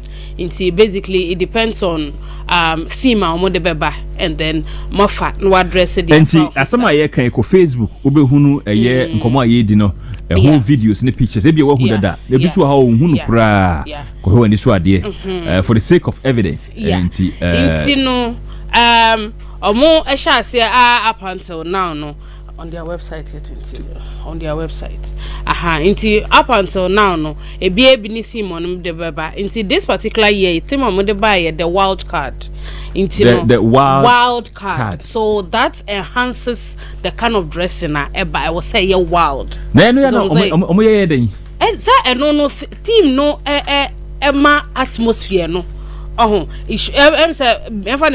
okoye wedding uma theme say na be guest no dress the bar it contributes to the kind of atmospheric expression you would want. So it's the same thing with them every year bia ne theme omo de ba into this time nearby you know and I feel so baby omo be ye no and ni nyina add up to how you dressed for the event into who say ebinom she pints ne niama bi she pioto ebi omuhe ni omuhe mu ni adia nti Facebook abohu nti we munyina na omo hobi obi a baby artist omo frefre ye so we dey free debi debi obetu scan wa he say untu scan wa we dey and I know they said that ho Facebook abekwa kohu artist bi omo the grounds one dey untu mi hwe bibia live bibia ayesa wo hwe nkeko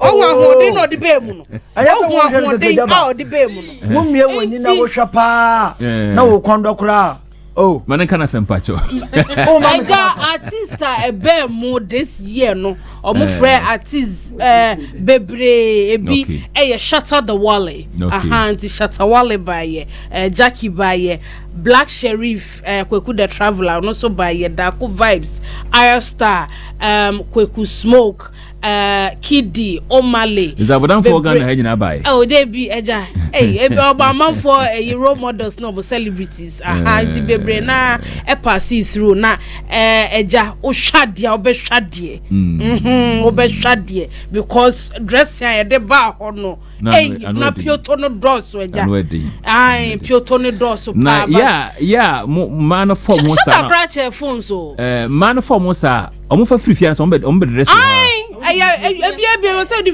free. A bear boat. Either say boat and now wow. Baby, they want to or Saturday if the free. Na family members who no. I say or they everything na nam. As I call word one for one. Debbie. O call word na free no wash say about them kwa. Debbie, anya dambo. Quantity on the family there no. Now some of the family they are not like it's okay. It's cool. You know, it's Omufi said the dressing it enhances your confidence. So I mean, it's welcome. Once you are comfortable in it, let's go, baby. It's, you know, and then your mobile and BBA or come. And an American say, shut up, your phones. Na also or chef phone nibia no a hagi lady no or chef phone nibia no a hagi near the oh never papa. Into a Daniel Bebre cause Facebook. Oko a year last year dear bini. Into this year no last year dear. And they cheguano. Baby. Say sister okona ne tu nyina guo. Na ye kan say go she pint ya eguo. Bush a pure to a nego. Inti pint ne. Na tax na ho sa no. Say na nyina say and America dey. David Ross cry 2 former Kyoto and a pint. Aha, ne gu. Oh, na walking was walking. Na for note. Monsoron kwe. Na na kwa yef. Nice. Pretty little. And mostly omo for the youth. Spring break for the youth. Intino bebre na no say youth na dos wo ho a they are the main audience. Intia na omo ye ntiaja for our entertainment. You know the main topic ayeka was tidal rave. And na echo ye so until we are hoping say next year so ebesako year most of the time no they do it in Ghana and then in Liberia. For Ghana there no and on a bar so the past weekend no but for Liberia there no it is yet to happen until you hope say and also be successful. All right, me that say yeah, monko ati. Yes, I will. Tida we for monko na mbe say. Nka samba ko na wuti. Agyaba Kwaku yam ya program we won say. Yeah. Wo hwe mpenimfo o mo kan wo mo ye organizers na. So for mo. Sa. Me na me ka kire. So for no say nyo no kire no mo chef. Ti at the end day no nyame boa oko Facebook a o he de ekoso ho na. We dey no nhwe. We dey one shata dey no de ko ho. O shata dey. Dey be on shata. On shata. We atade.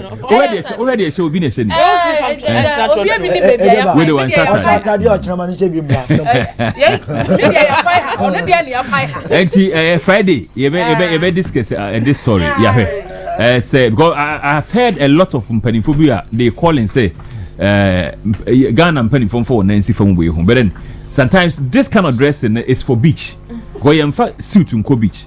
Until bia u free fie de shatare to say nipa. U could do beach wa na wabodam. But what you say? Na boda ni free fie dia no. Aha, na Mpaniphobia na bi mo so complain. Until monko e beto so akiri why? Me kwa amano so na ye ni nkomo na na me pesa me hwe eye NPP amanyuku no nsem bi ekoso fa eye tribal politics ho bugri na abu ni audio bi aba abontin na nra metie eye yewura one of the finest NPP mu ewo network bi so a okasa kama about the entire own true support ma obia so far. And nensem ode by na ye solid na me time asumi ntimi nya daje mo semo ntinya me bo okira ye bebo sa audio stu ni nyina na ya hwe ya compare contrast ahwe mpanimfo nensem mo ka no NPP in perspective see nya solid political party a obo opposition obetimi abo man na we are doomed and we are praying see benya party a yes solid a strong na aboa eye oman no atenetene aban na owo so no. It's very necessary, very important. Intimant never been kase MPP for us ye Ghana yasem. And it's nyame watch na e be hwesa asem na nti na de me time aso me we just a year 5 minutes for callers. Na ma se asie any panel discussion but nti facha me na nyame watch na yato aso. Ye kwa ma no so ye ni nkomo. Hello, good morning. Udem. Hello. Udem yanko 30 seconds. Ajani mo voice no wa chiro. Wa chiro. Come up. Mo watching ga ya ba mi. Member ko ya na mencha bra tampo incoming president and incoming national can come what abranti wo pa. Mo ma mlanti no di wai. And a Chris Law or the back youth organizer. And I had Yasa Mohammed or national woman organizer. You Anopoa Koko. Now much lecture Yariaba and the two be upon home. Now the American can try to keep that here and not a him. The Bible required the best in the Bible on the area. I hear be a Euro Parliament.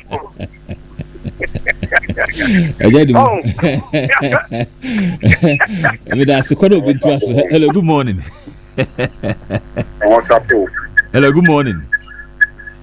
Okay, Mamencha, Monimo, my phone now. We are no cross because Africa. That's right. The dear former MP, to continue on one and what do you watch it through? Mamma and Mama Paso, oh, what to my pa, Moye, Yamisham. If I say name me, Boba. There be a mobile. Inti sabi oko fowl bi ba now the better big granadwa obeya punike freely clean kisi ni mowe na wa yi obi na wa ye mfum so udi na tikini fi to the blues puno tan hunyi nara na wuya wasan ya ba ka kire de sana ju obesan nada na Nebra, every day you crazy. Obanos may blame on no baby. Because I would see no video or say your first time. There be your bono. The people. Now, because a 10 pound when you're free, I want you to your drasm. Yap, or drasm, Mamma Bomma Coffee. Oh, yeah, or drasm. Agyaba. So what drasm or drasm? Anyhow. Yamabo Friday, bedroom come on. Sule, Friday, bedroom come on. Mammy, you the men, yes, sir. I don't know who you time. Yeah. Who your bar, not our yassy. Not them up, actually, some 1 day, 2 days. I remember one making your puma and send a wookun on doors in Jano Nako. But I say Friday, that was Sule. Hello, good morning. Hello, good morning. Yes, sir. But Aziz in the Kazafi, yeah, quite Aziz. Yeah, that's in the edge of my part. Or what they on your case, no more by no more parting our day. A womb, a performance and cover for and I will feel for me. Amen. But we get you at the Abuagana. When the poor John, I know the couple on you. But my mentor, this CDC director, Charisma Cafe, and a lawyer Zuma, or what them bomb by. First, Obama, yeah, Bono, Bemuno, yeah, Wababi Wa, the one lie. So one Bunwa, so no crow on a Nikurumuna. Odobi eni ho otimi ya bibimpo ama be na ye de abolo Aziz denti we itwawe ntia Aziz oni yes enti ayese yesi o mi bi e odo mesisi a ayese yesi ni na oba na pese ya ye bu no o pese mi se oba ya bibi ama be na so wa mbu na won se oba ma no a e bia enya de da na no be pese pese but oba no ono ope o pese oba kwa abote nsu nti so ya bu oba ma no a ye de edu na jomo koda ordination be kan kakra what I say enye say yes me na me si bia medium wase oba na ngasa na honam je hwe no oba na kan kasa na opese oba ma ne mbu na nsa omu me nu nyina so na omu twa bi omu nyina twa bi me kan da ni adwere mu na ho e beto aso Friday bi da se Aluta 92.1 020900 5212 020900 5212 na 0256 118783 0256 118783 na 020900 5212. Hello, good morning. Yewo. Ono hwan? Meno. Wo free be 8 years no da so ti aso si you. Me wo go position. Me da zo. Ade wo ma ba so kwa dem. Nene ma ban ko position. Hey, Agyaba nsem wo ma papa ya oburu ni yiri. Alen say ya chino. Oh ya chino. Na Agyaba na me ma se bitri modi. My idea pa se mo chino. ya de ne ko na ya ba to wan kasa se bi o obema se bi ta sache aba wo jere na de o ye e kwa Ghana ye tradition kwa wa bo no hu dua o na mo hwe na mo me kan kire se na adwene nya adwuma or psychiatric problem mo me kasa ya ba abodan for egumo abodan for the says papa nti so abodan ko be ko na me bodam nya papi ota bo me so me kwa me so kwa antame not that says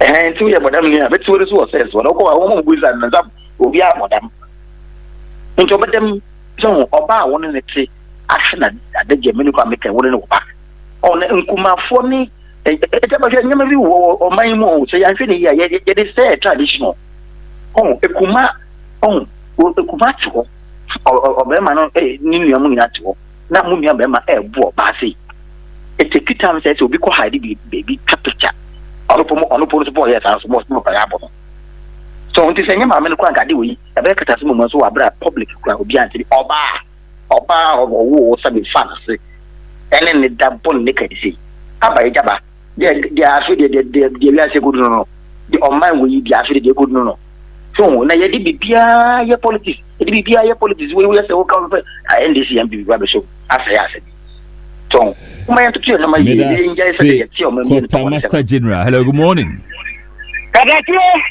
Me amini Martin o hene ba na wapom te say me ho ye pa say Alan Cash mo piafo any first day me ba radio station so now network station na me shira any aduma pa over na ma say na mpa so de ama honorable Abubakar Sadiq Boniface na topic ya o dia tugan na me shira papa ebi ato me pen but say na me adom na Friday me wo ankwa e wa ahoden na mra so wo ha o framia me na se me nya tampa dia me ba na ma ba be church me experience me nya ye nyina wo sa na topic ya o dia tugan e mani bunumu du papa o mu go nya bro enti na obo oyere na abo no na obo oba no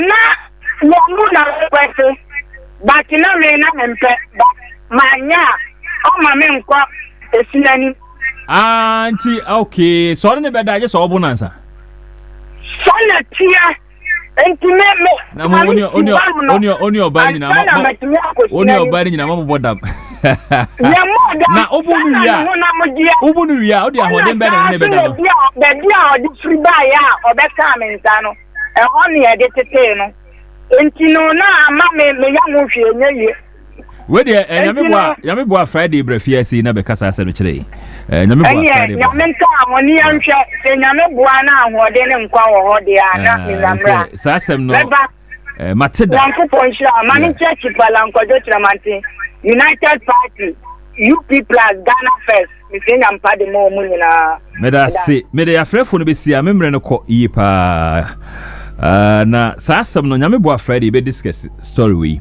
our social Fridays here social stories inti ebe sa story na man bi tai kasa asem no mate fro ba bia no so no de so no na da na wa mo na am say then na o video ni dia enye na ho asem bo ho asem o video ya hwe dia na it seems a man for a lot of experience to share nti nyame boa Friday anopa ibe share wa ania esa discussion no na eye menua ba ko ofi ha me hu na cheye pa na me bank na foforo kra me ye radio adwuma wa ha be 15-16 years ago getting to 20 years na me radio program TV program rather na da bia that no ya akura kete na wanyi pa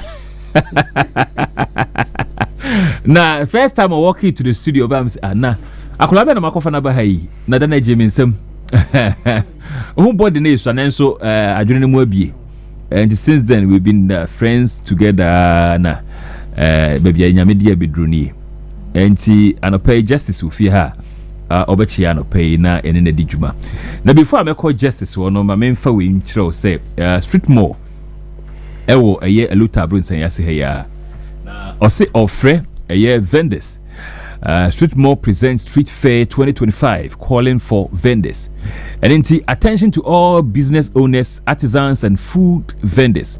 Streetmore is excited to announce our upcoming Street Fair extravaganza happening on the 29th of this month right here at our premises, Medina Fire Service.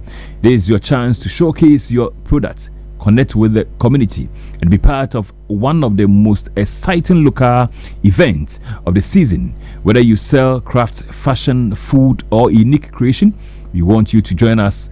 Space are limited, so don't wait for reserve your vendor spot today.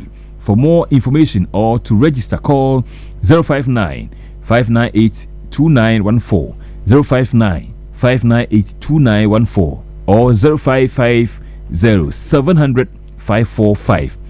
Come and be part of this fun, the flavor, and the celebration at Streetmore Street Fair.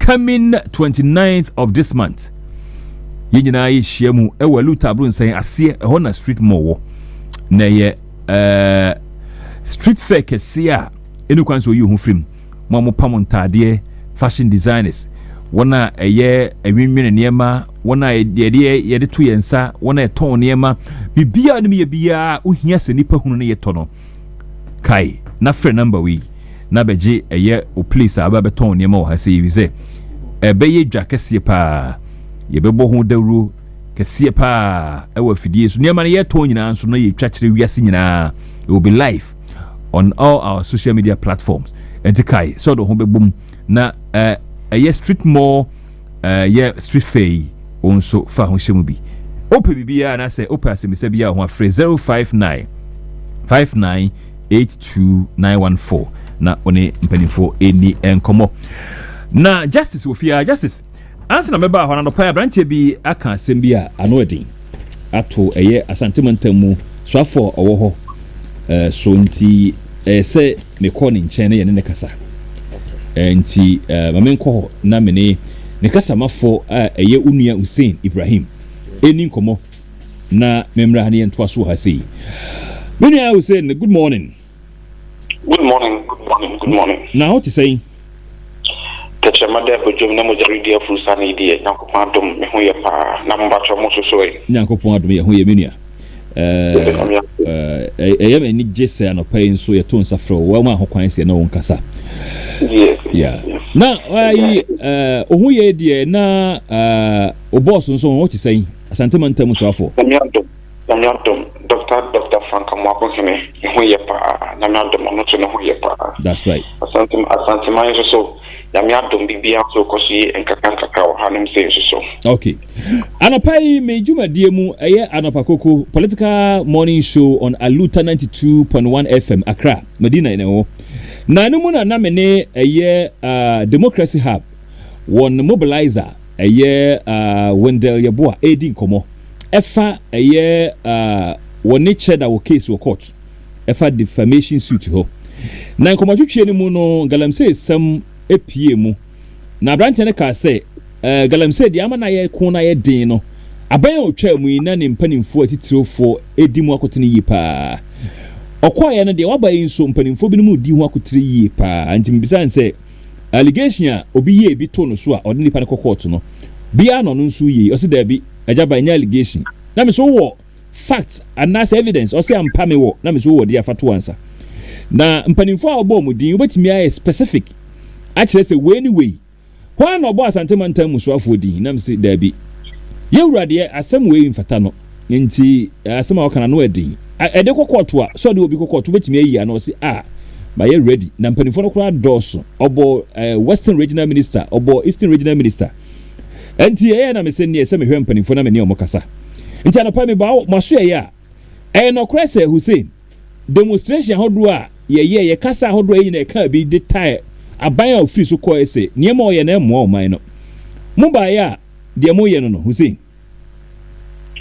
edika meda wase eni akonya osade amame mechia watifo ena hwefo nyina magibre a mutiu amape so what be some asem but no kure wo mu ni say Dr. Frank Mwakone eba ne galamsey ne tamfo eba ne illegal mining activities a ekoso a ne tamfo enti se obi ekojina baby na se okase doctor Fakamaku ne eye galamsey a minua eye huduru adasem eye nkontomposem no krebiara ndimu meni wonyina wa hanum sei ya ke bi we fe ne 9 boss meboa yeah 9 months no any ready this galamsey site almost seize equipment almost chi almost ye galamsey ese yesu ni ensa se nyina bibisa wo what to say o mako site bi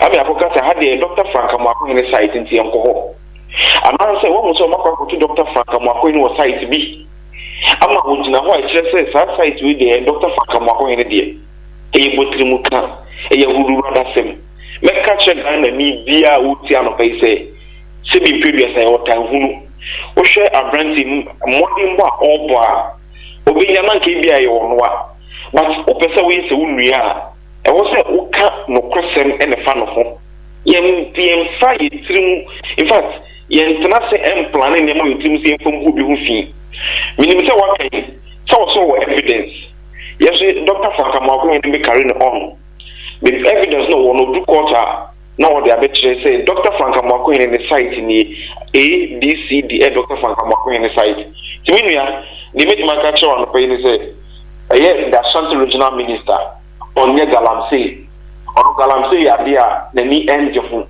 e dia udim say asimu ina make am say oyo bia udi galamsey tutu no kwa na se mi previous time one Ashanti regional minister or in the first 4 or 5 months.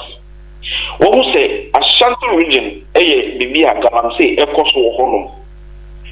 And what says that district be an obeto all the 43 district ne was antimentemuno. In fact, they started oko galamsey oko bibi a district a galamsey koso ho. O si assemblies no ono mu din komo no na no mu din komo atre na no se na na enye se galamsey no yesima munyo ba ensuom ekwan anase forest mu yempose galamsey be koso ho obi an wata cheche na nanom ne timfo mu ho ne se wo ye galamsey be kura na se wo ye ne be papa anase kwa paso a make sure se wo wi a o sabe kata so it is that nipa we o kata sem we are not one say twan ho ye galamsey dia na se azuma wo kan no pe biara nya de enimu because me Dr. Fakamaku na nantiache and me to catch say something more okay yasema a business a whole it has no leg to stand on I was a Ghana Libya Portugal still previous abeli enimu yempan say ni din abrante no bon homodi yi wa sentimentemu minya yanka eyemia banso enyemia ntimi nka bibi ne ngu no fi sanity mika amamati asense enye no kre illegal actions you should be taking biano you be taking se be ya is now also work Dr. Fakamaku ne eye galamsey no de baba. Number 2 o share aban we ya yera mahama obo pepa se obekun galamsey ase mi amene wo kase obi a wo ye galamsey se so ne sase bia o ye mekamfo because onyame obukume so ayenom inframa ya home inye fi duemu when the last tree dies the last man will also die. You see, water is life. It is only a winner so says and near mana. Meaning, I mean, no, because not just any fan on pay and on pay million hours as usual. Obviously, if you go. In Jima Mama, commitments, it don't matter 9 months for reading, 9 months for her, 9 months for her. Me can't see some also about ministers be breeding. Ministers don't move in ministers are, or when you now, say, regions are galamsey for so, very well. Yeah. Sanity. Sanity. Ashanti region, ni na be a mining region are mining the Kosovo. It's a Butrimuka. It's me tali we mu sene be ya ye be ka se we mu nyade ba me ka mana cha say Ira John Dramani Mahama commitment no wo all year to my fight galamsey so to be e dia sama no so a en fa some to nipa wa wonim say no so saprobe because the more we no wo yes and man na wo ye hibibre Ghana Fuaji, Mahama to say, Galamsey, the Ampa, or fighting Galamsey. Or my democracy have been a Oliver Baka, or say, or share commitments about we should the fight against the government activities. It should be as compared to previous governments. And who are mobilizing the man, now maybe not good media. Let us say, acquire a Ukraine won't see a year opinion. So the opinion me and Karunya onke kasanse semno intimi no kwidi that's some not kind idea and I catch say business allegation intimi kwa say Ghana ni bia anaso bia woti Aluta FM anope bia obegye so evidence on fambra Ose me da say na dia me party say you guys will take him on and you say and is there evidence to back what he was saying inti enye mo taking on here me say evidence no mpese mi hunu bi na se nokora emu bi no yetena se na ye kasa ye de energy ahoden ye kasa da no ye kakra enti se minya evidence dia I will be disappointed in you na minyi ni se obe bibisa enti so far as this issue is concerned yeah hwe baby ko copy the evidence now you say he who alleges say the panel na was so proving my inviting ofia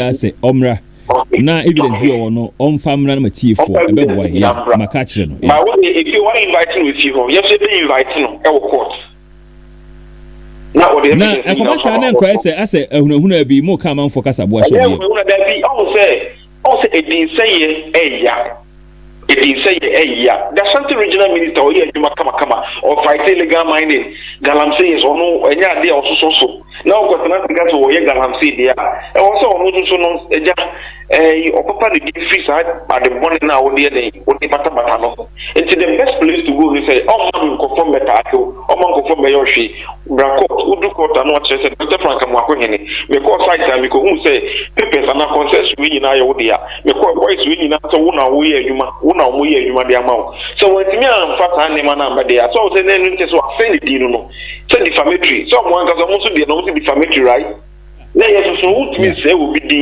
obi say we de ye wo ya ba so person say obi di na ye ni pa ne de dia e wo say do famra kwan so na mdan ne we de edi Mate, ya do besia na me pon e bedi nkomo na ya hwede line of fashion. Ya mi shira bebre. Okay, that's it. Na me ka ho. On so Hussein Ibrahim spokesperson na Ashanti regional minister na atene ka fa Anopoa Allegation. Yenua wende ye boa ye mobilizer e ma ye democracy hub e the tube jano. Justice, good morning. Good morning, Minya. Na how to say? Yes, what more? Na me twen say nka ba bi asem ya no. Na yenya unia onwa. Yeah. Under Mamefa Konya way so na menchia watifo nyina. Yeah. Under President Mahama Amambu no. Yese secretary okowe mokwa ono ane hihye. Yeah. The right person on the kasa. Dr. Mwako hene, I know him. Said you nim na. And minim se sa niema no onfa ne ho for it because ade ba akwa betimi ama obi akofie pa under President Mahama.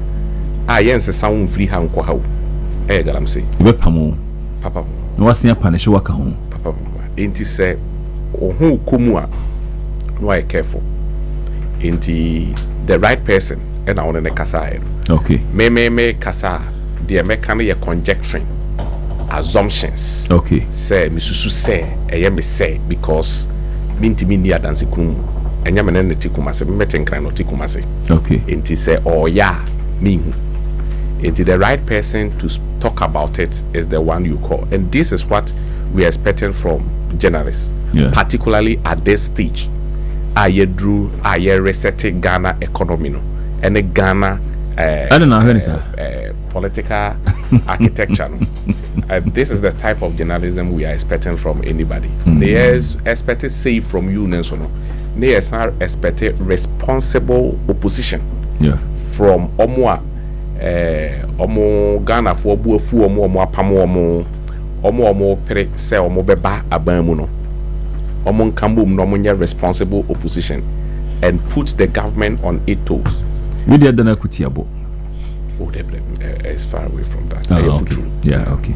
And then me I am interest say you be responsible opposition. Okay. Now omo ashe abaino amana the right thing, because that is why I may be very, very jittery about what is happening in NPP currently. Omo anye focusa, omo ntimi emputu abino on the tools. Ebasa ye kra na ye mabunu ewa NDC muno. Our life and our sustainability as far as the politics is concerned no a stake.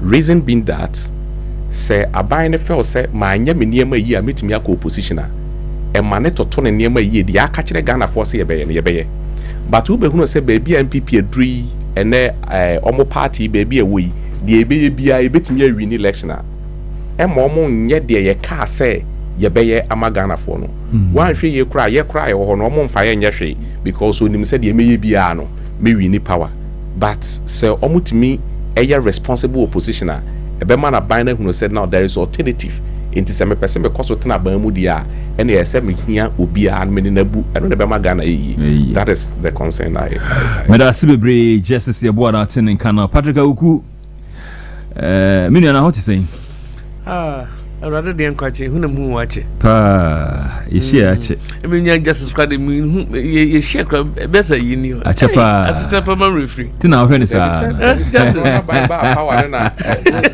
na by power no me dey say be abeti admeti Justice na the opposition in the field no wapi na no be dey abishia na nti opposition here who na che o agro dey do agro dey Justice more official pa I think commentary na ye ma wakwa aba so I feel say now you new baby be free ye ba said you hwehwe me ya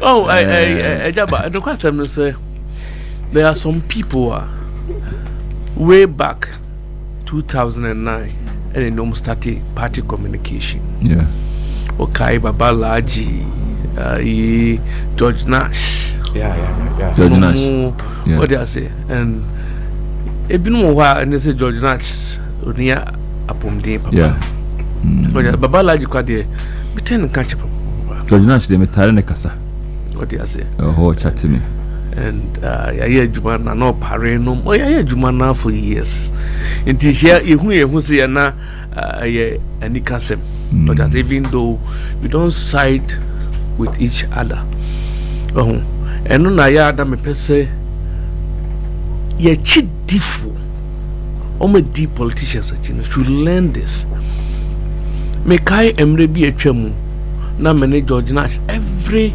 Friday night home base every Friday night hosting na ja emrante wi ana kopa bi atana kakra na ye koye hot debate pa ye wi ne kotra ba bi na ba bi ate no mami bi so a no hwe program no e ba betwa de o odu no hwe set table ba ko ho na ja ya ji ani na o hwe di no akoma me no kanta ho no enkrofo emi hunsa ba ka so mo kuntokwa no mo kasa o dia se na no mi hwe mi nua kodjo dankwa sa na me ka chiro bi se we kodjo dankwa ye kobo show hot FM ma yewia na me dan tram moto echi ma bi sino adabraka what I say and this is the beauty of democracy said nia ye kan nia ye nyina no eye adwenkyere ni mum enye ntokwa ndi se wo fa no World Cup na no hu ko twa bad and then se kan so de ko tata wunua sabiu na wani mie nti Agyaba ye wo horad behwe nice one did I see yemreko nti yenhyasie ensi fam ne yenko ye hwe niema mienu Chief Justice nra omampanin na se agba so mebo adwuma moa omayi na yemfa ne ntampa mfra sanso na budget a yemra ye finance minister ehwiegu hona no omrahye fio Justice 10 minutes first and the most important thing also first because yen yemu bi no you believe in nature ye huru ye anymore the free soro na dey akofom enti the important na the bread and butter beba table so ama obi enya bi enti mefa budget in the first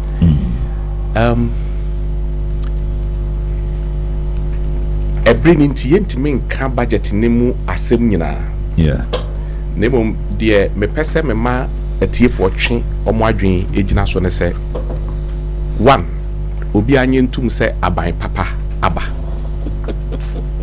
na aban papa na aba no the confidence aba back to Ghana ye lost glory na ni lose no.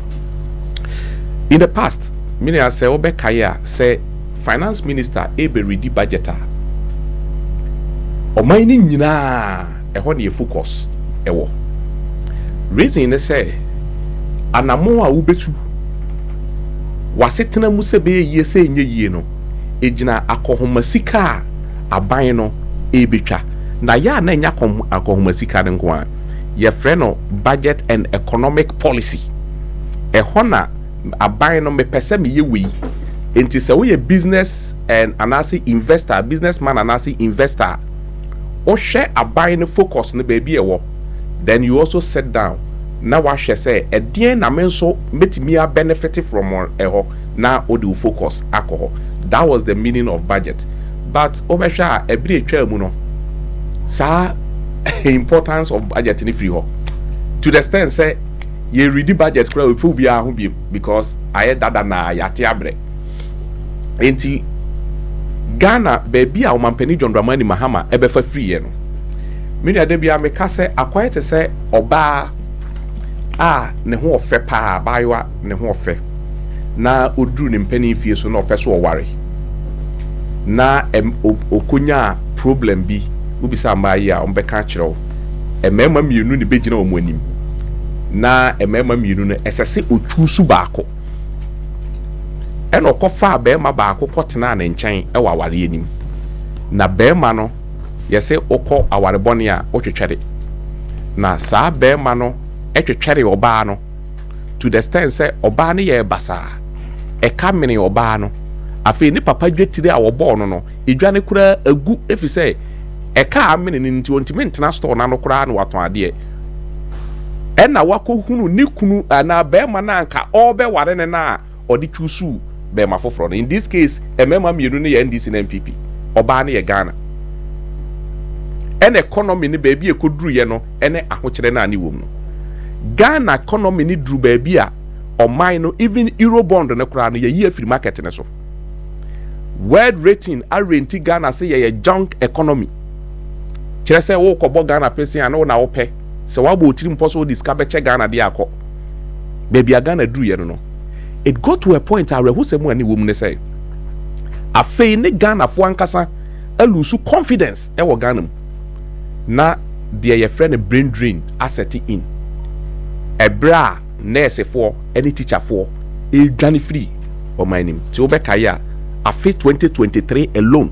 teacher for a free Ghana education service ebro 6,000 Ghana education service alone because obia pe baby akotena akobo ne bra nurses for the yenka so ho ne Ghana duru ye enti oba ne sesa na dwen se ne be ma na nka me ware ne na ma nya nware ne me kotena ne nchen no se wo ye be ma no wadwen mu do a oba ne ba o yare wa ye basa so hwe ne yare na o build confidence on one kasa ne personality no o build confidence wo mu enti na ese ye de Ghana call ayaresabia. That was the 2025 budget ne Ghana were intensive care unit enti ese ye de ne call ayaresabia.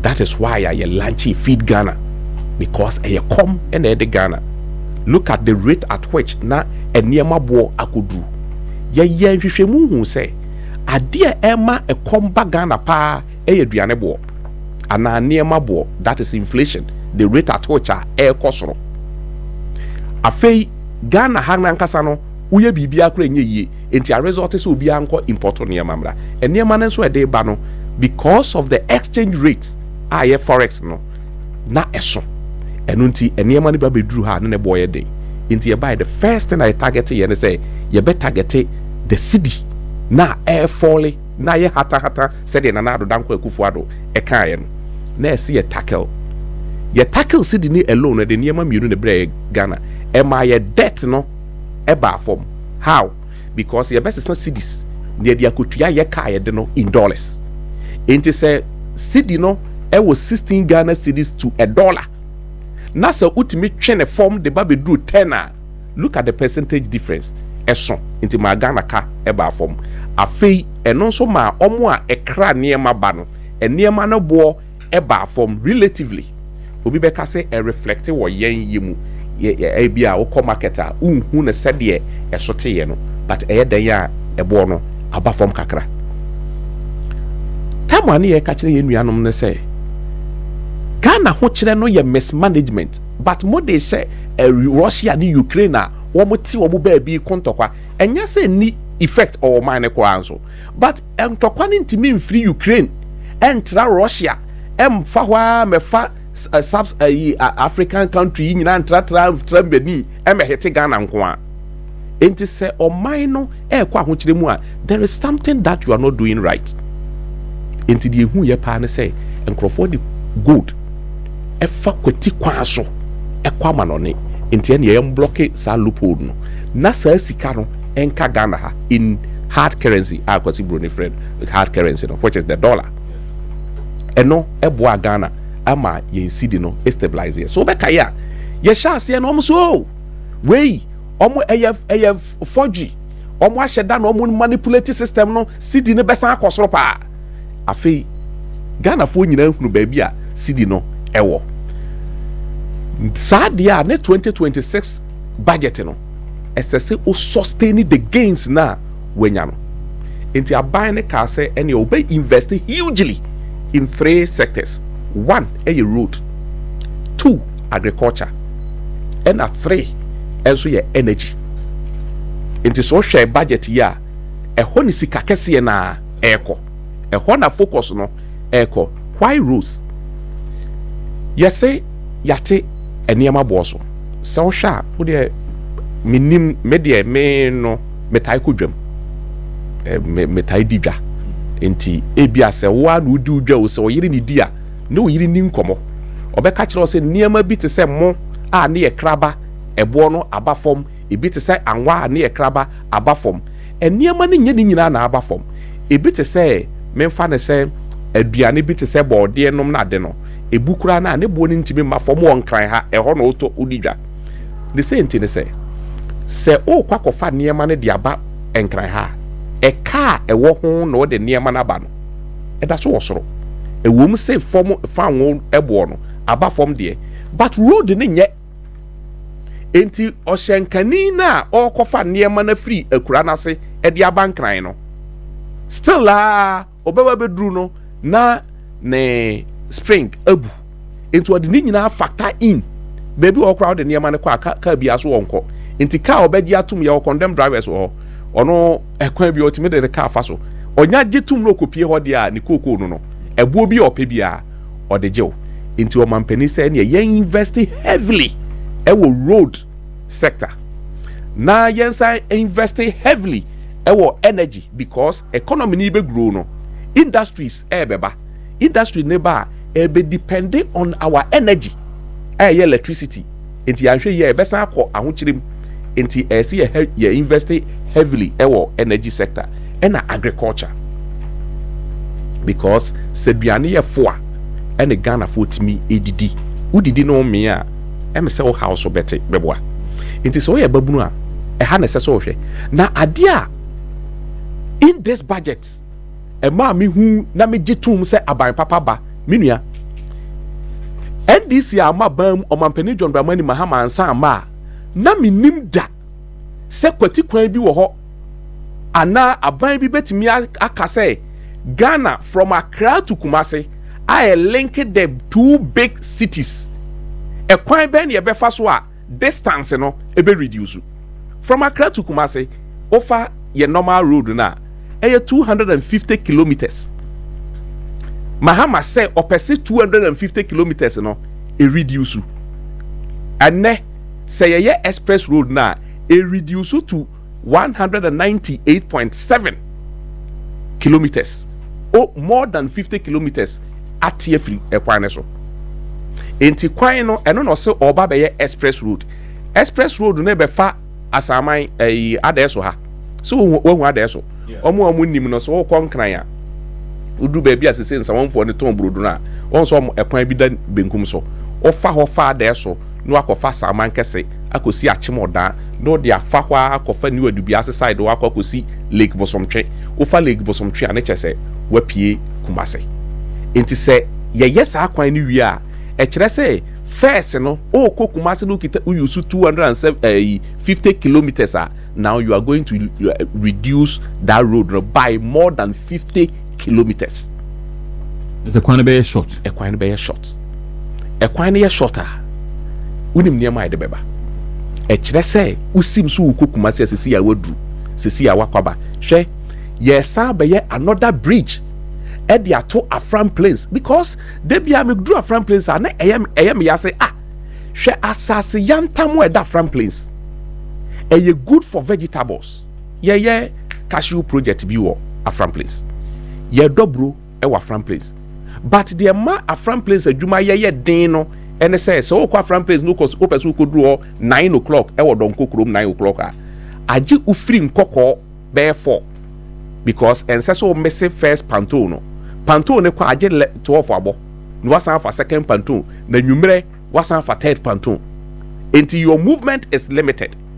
But say Afram Plains yetimi aye ama kwan na ayeyi a utu from Afram Plains less than 40 meters from Donkokrum what be do nsuo na no what the 20 to 30 meters minutes kan ho a what do nkoko udu nkoko anya nkran ni enti ka obetimi a transport onobae no straight from Afram Plains to Accra for export or whatever. But because of panto na eda nsuo na so enti yentimi nkomampani say obeye ekwan e di atoso 724 say ato yes obeye bridge atoso nsuo ne to empenifo say de wawe kotok da no so obeye krowa ye nyina chinye eye NDC e brajere John Rollins car so the electricity kwa Afram Plains no enkrofo say yadambo ontimi because nsuo da ho omampani John Dramani Mahama Rollins etimi the post esisi nsuom e the electricity could do Afram Plains.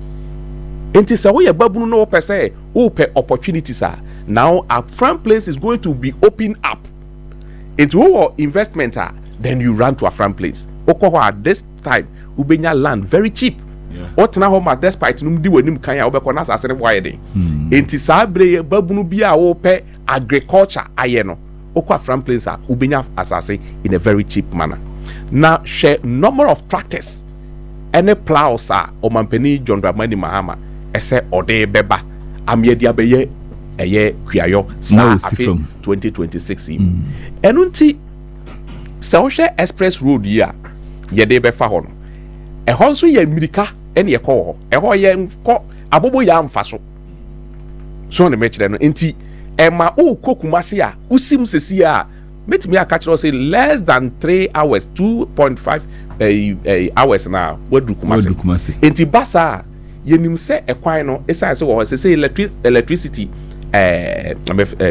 fuel buonti bebre movie called green energy which is electric cars into along the road no ye beye electric car charger e wo ho a o ko no battery wu a obetimi a charge along the road no ye beye emergency centers into se me ye MPP ni a sebe enkwan ye data no sabi no ade a se so wo ya ne se obebo mpa ye se anisuade hu no emram enya no preda se Mahama succeed a NPP back opposition no baby eye no o magana fo hu se eye na emomade we because in every economy and every country no when you attempt to solve one problem it creates another problem. Exactly. That is why politics continue to exist.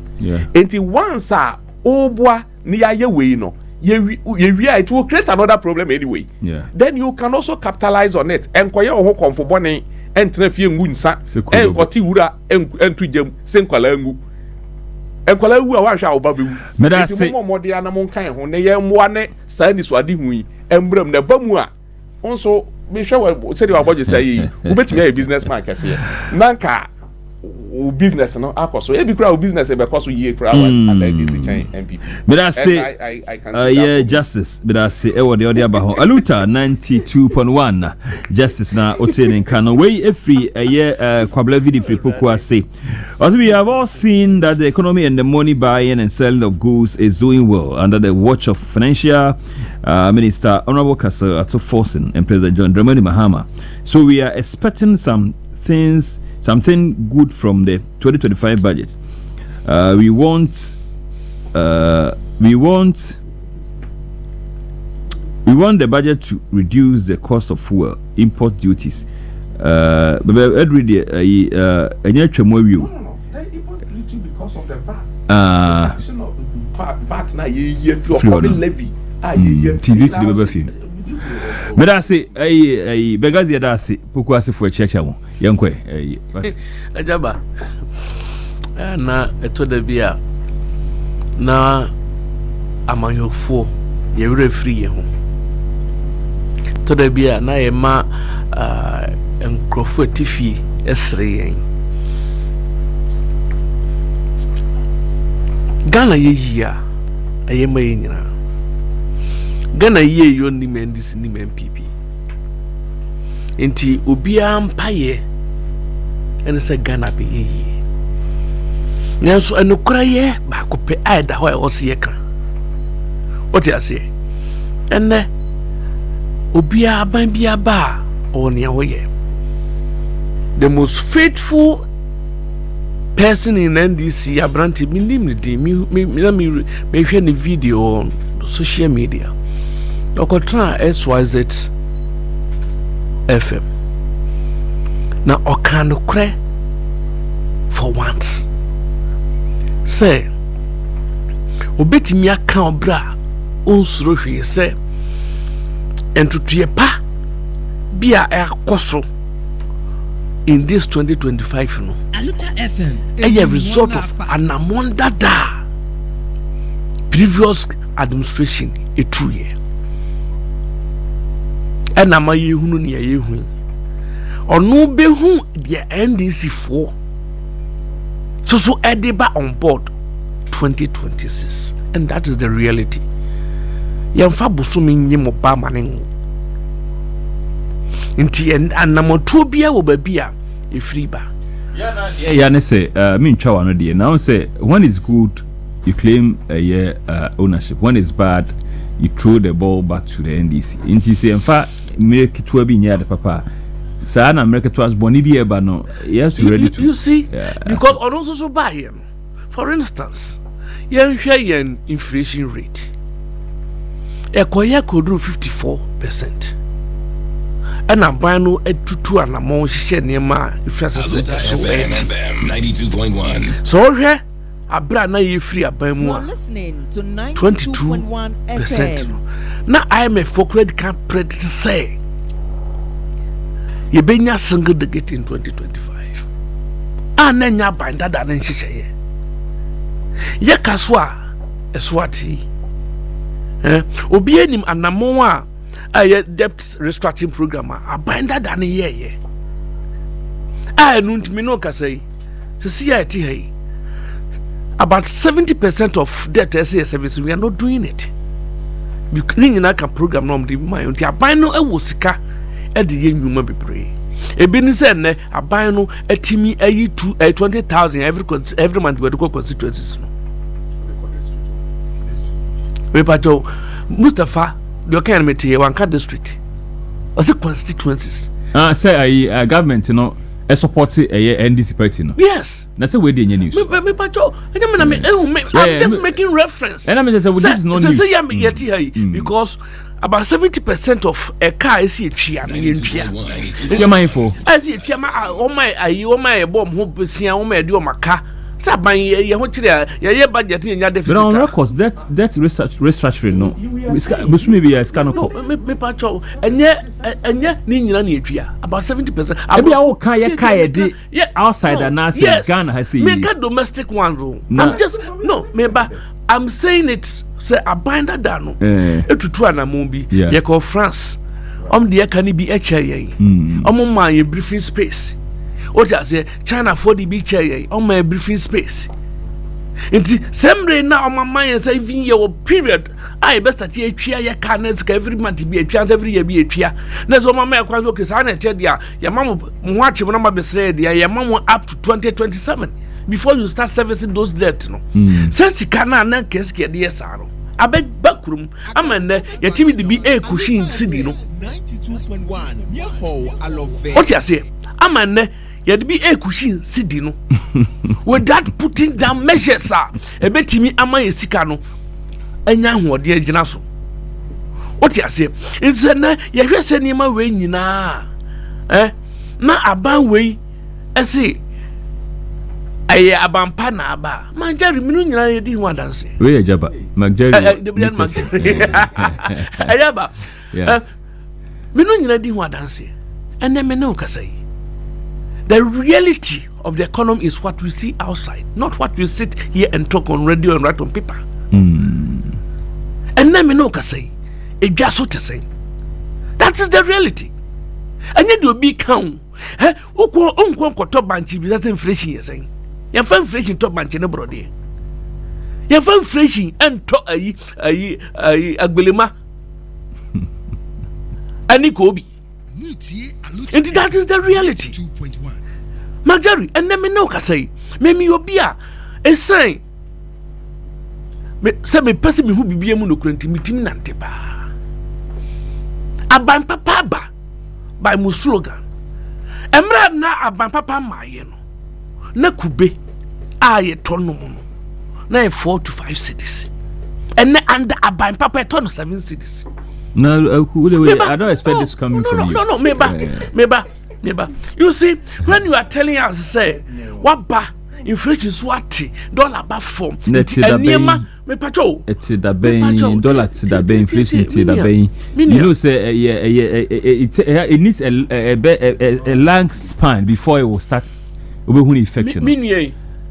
And na sazunti ya. Na o ka kire me say. Aban papa ba ma me ho masitem wato me na wo hefa say what ban papa na wa kana wo say the economic indicators na show no if it is not reflecting and na ban papa na wo kasa aba no e wo hefa said they wo hu se say it was 6 months oho na effect na beba Magari and na me no ka say rad fa chem say on time frame man get no time frame like Agyaba the point is and na me no ka say ye nyina hu say ye sidi na ho odin na agina na so no enye ebia policy bi aban na dia ba na mum eye sika ana edigum e de support no edru baby no meba edru baby no na I say a gold board at Dauroma.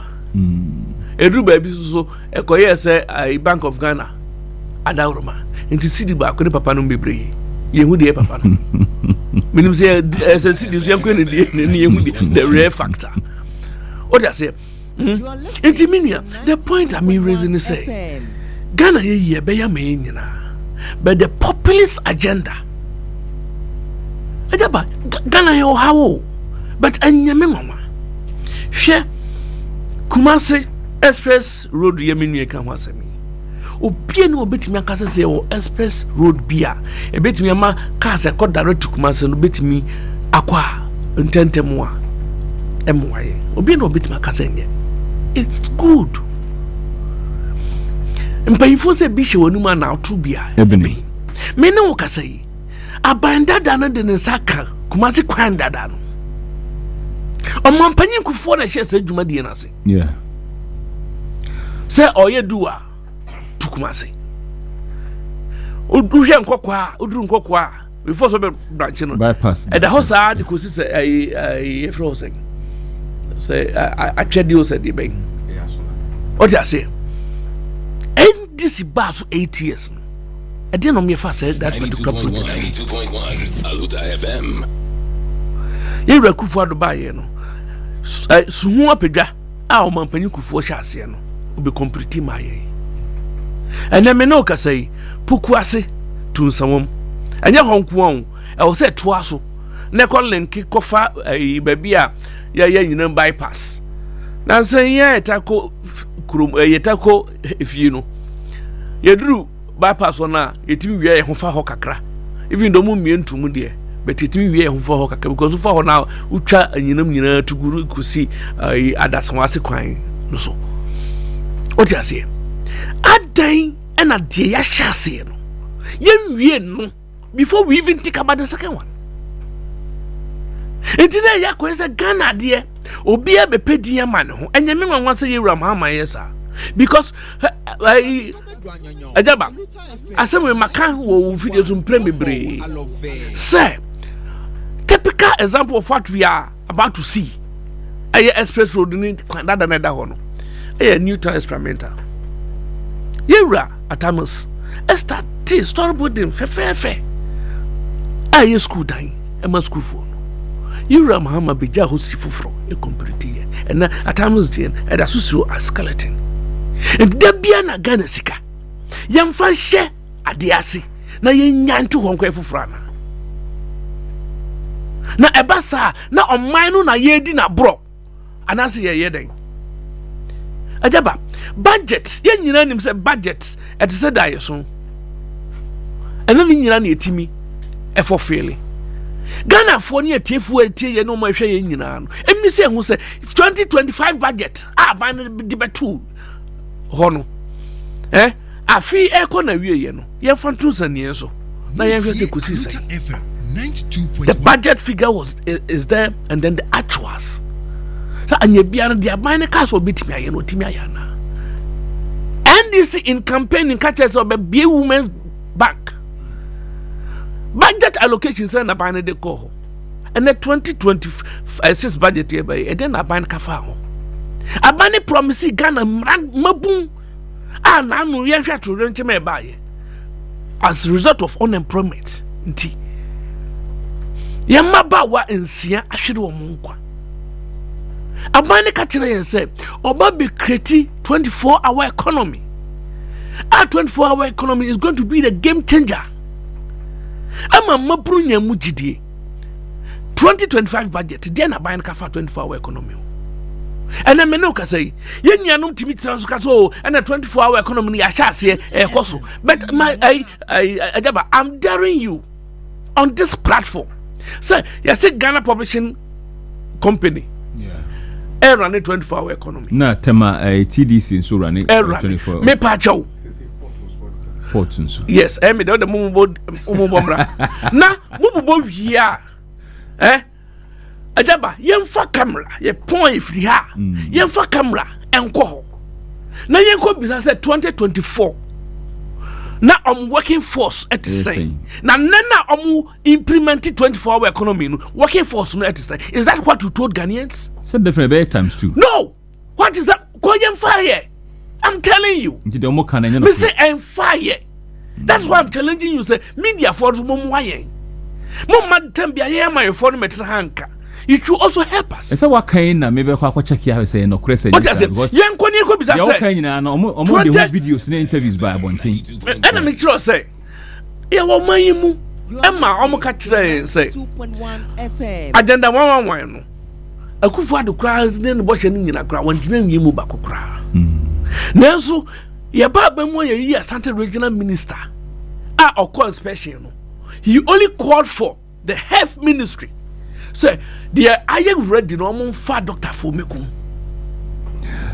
You understand? Meanwhile no na minta akando abeka kire ye say yentia nwie ba kokra me da say enti no dia me pe akan nyina ne say ensem wa ya ye ka and the reality dey go for mo no enya pe ena me no ka say eduro numre na ofa biaba enyum kwa no bonkrofo nto ade ahokira ba ma na nkraman ni nyina mo eda bonti nyina honfon me da se ma me fa unsi ase na me nko eye justice one enra ape up kwa be ebe ndi free kwa be so chiawo na otie dwumadie no na obibi kafa chief justice ho na ebe nyame bo ochina ebehwe chief justice issue no yeah. Area Hussein. Yeah, wrap it up. For 2 minutes. I don't think Mebra ETA budget. Ultimately, say the Actrona na Yekeka. So, ETA budget na. Enka Ubisa say budget no or say debt restructuring no. ɛna ama sika no ye save ɛna cushion identity sa identity MPP for say ye manipulate CD rate no because who confidence say and she na wo ye no ɛno na ama CD aba form na ampa ne CD aba form a why do you accuse the government say or manipulate system no okọ market a wunya okọ black market a wunya dollar nto and the fine ko say no were they not saying it if true wa wadwuma a wo ye no say the boss na menua enye saa de chekere man osan ka say aban na eja kwan ato mani age pass or say saa nyinam kwan no ofa so have they stopped working on the road Pokwasi road yi menua eno de won kran have they stopped working on that road? Where is the accusation? In fact, Mahama buying pen a buying a wabaswa ye free be legacy projects. The amount to me and Yesika they call district assembly and then district assembly be a do when you less than 6 million Ghana cedis. District assembly be in Ghana. The Ghana they call and you are dedicated to say for concentrating on legacy project here then legacy project here project abandada no chasia omuejato ya dedicated percentage eno de upeu fa kosa project ne ho ansa na ban na ma directive say 3 kindergarten school and a primary school and also 3 ubetimi asi because ya calculate ehun say sika na aba no ebetimi aye sa adwuma no enti say wo legacy project bi na ka go back to district assembly. They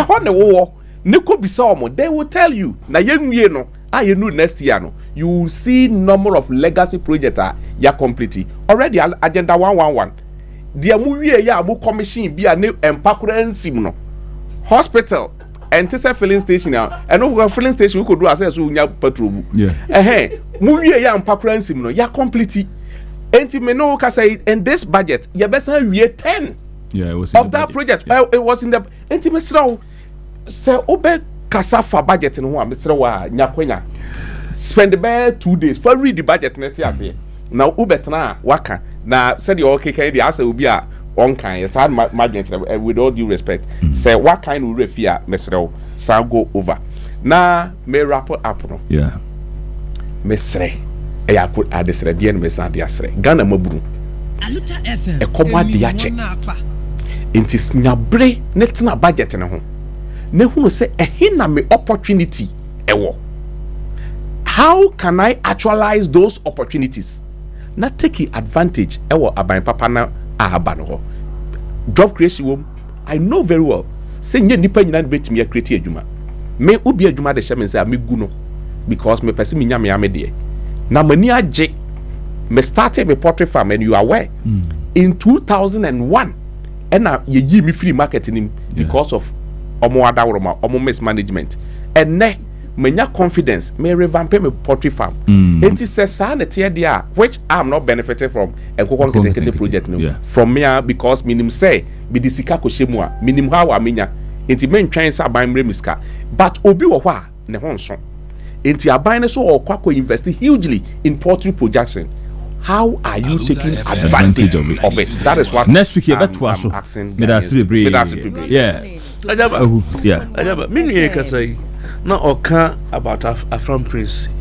Baby, I'll bypass now if I want. No, Afram Prince. You know, you be rude that to so now. Maybe na me tie one of your stations. I know we had that discussions because previous administrations Mr. Mahama talk about it. What they are saying. He moved towards that direction.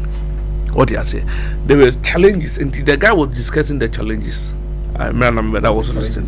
What they are saying about how a near man when they be called. But as to say, okay, say Panto movement, and then how far watch it. Oh yeah, because the last month we call Afram Prince. And then Pantono, Pantono, and the Pantono, and Yinaho, Eko, Eba, unless they are going for break. Amuko, Amukwa, Nipa Hono, and then I said taxi no, Ekoba, unless it is break time. My useful for the past 2 months. How many times a day? What do I say? Or come back, na nipa he lose and go back. Unless it is break time. So my 3 times a day. One, no, it's more than 3 times. And next week, you better for a project one. Yeah, 4 times. I did for Enco, 3 times. Savior Church was very big farm. I'm telling you, me, 3 weeks I'm in from place. Next week, you better. And of course, I'm to say, we can polish the budget. We can still continue to lie to Ghanaians. But the reality, any 24 mile to high end to the end. And then you talk about interbank rate. What's our bank a $1 and to just go about it? And that is the reality. Next week, and then we can say, next week, Brantem. So Agyaba, so what share? So what share the number of mad people on the street? It has increased more than ever. And then this Mama, what should I every and this is by Abodam for those said by apart from that, no, apart from that, statistics actually say Nipa a coso suicide in the first 2 quarters of this year. I am more than Nipa coso suicide 2024. When you know what I am, that's how much rubber. But I sociology teacher be a bachelor say committing of suicide when it is increased is as a result of development. But I say, I'm a next week. A bit champagne for you. Maybe we see a cinema fast dama a year flow natural mineral water. And a pay Obomi children are made ready, bro. A year had to transition funeral home. Na Obanum so ye program party. Bibia ye no. A flow natural mineral water na so use a survey or bebo ye pa be ma asumdie frɛ wɔn 059 522 4577 059 522 4577 na ɔde bebrɛw ɛyɛ delivery ɔmɛyɛ ama kama meka wo sɛ Angel Bakery sɛ ɛfa nto nim sɛ brodo ana bread a ɛsɛ okromu a yɛdi ɛyɛ Angel Bakery ɛwɔ ɛyɛ Pig Farm ebony down and nti say sugar bread, brown bread, cocoa bread, butter bread nyina no kofa free Angel Bakery na fe jiwani ankasa omatimi dia bro am waton frɛ wɔn 059 411 4719 059 411 4719 na fe ne krakra no awiei sɛ opadu ne papa bi adi ama ho atɔwa na yɛ high table and sky bar ɛwɔ ɛyɛ aviation goy my hot junction aduane papa local and continental dishes nyina obenya ewa asue ho na wajiwani ntimi srew onya date bi anapa ba bi a relax ama wasomadwa me kan for high table restaurant and sky bar edi amao aviation goy my hot junction way delivery inti frewon ewo 055 704 9192 055 704 9192 Koko aye no mufia na pa koko sheshe tidini koko and more start your day the Ghanaian way eno eye koko ayo koko obra yo koko bia ye Ghana made no eno na make am for mo no pay eno na tidini koko and more eye enti offices businesses untumi nko ofra obey delivery edi abro 0544 536845 0544 536845 na tidini koko eni nkomo anapai anabakoko hyehyehye eno ne koko a yenum na nopa bia e ofiese ebuzua meda wase ya mebo ochena yebese ahia menna eye producer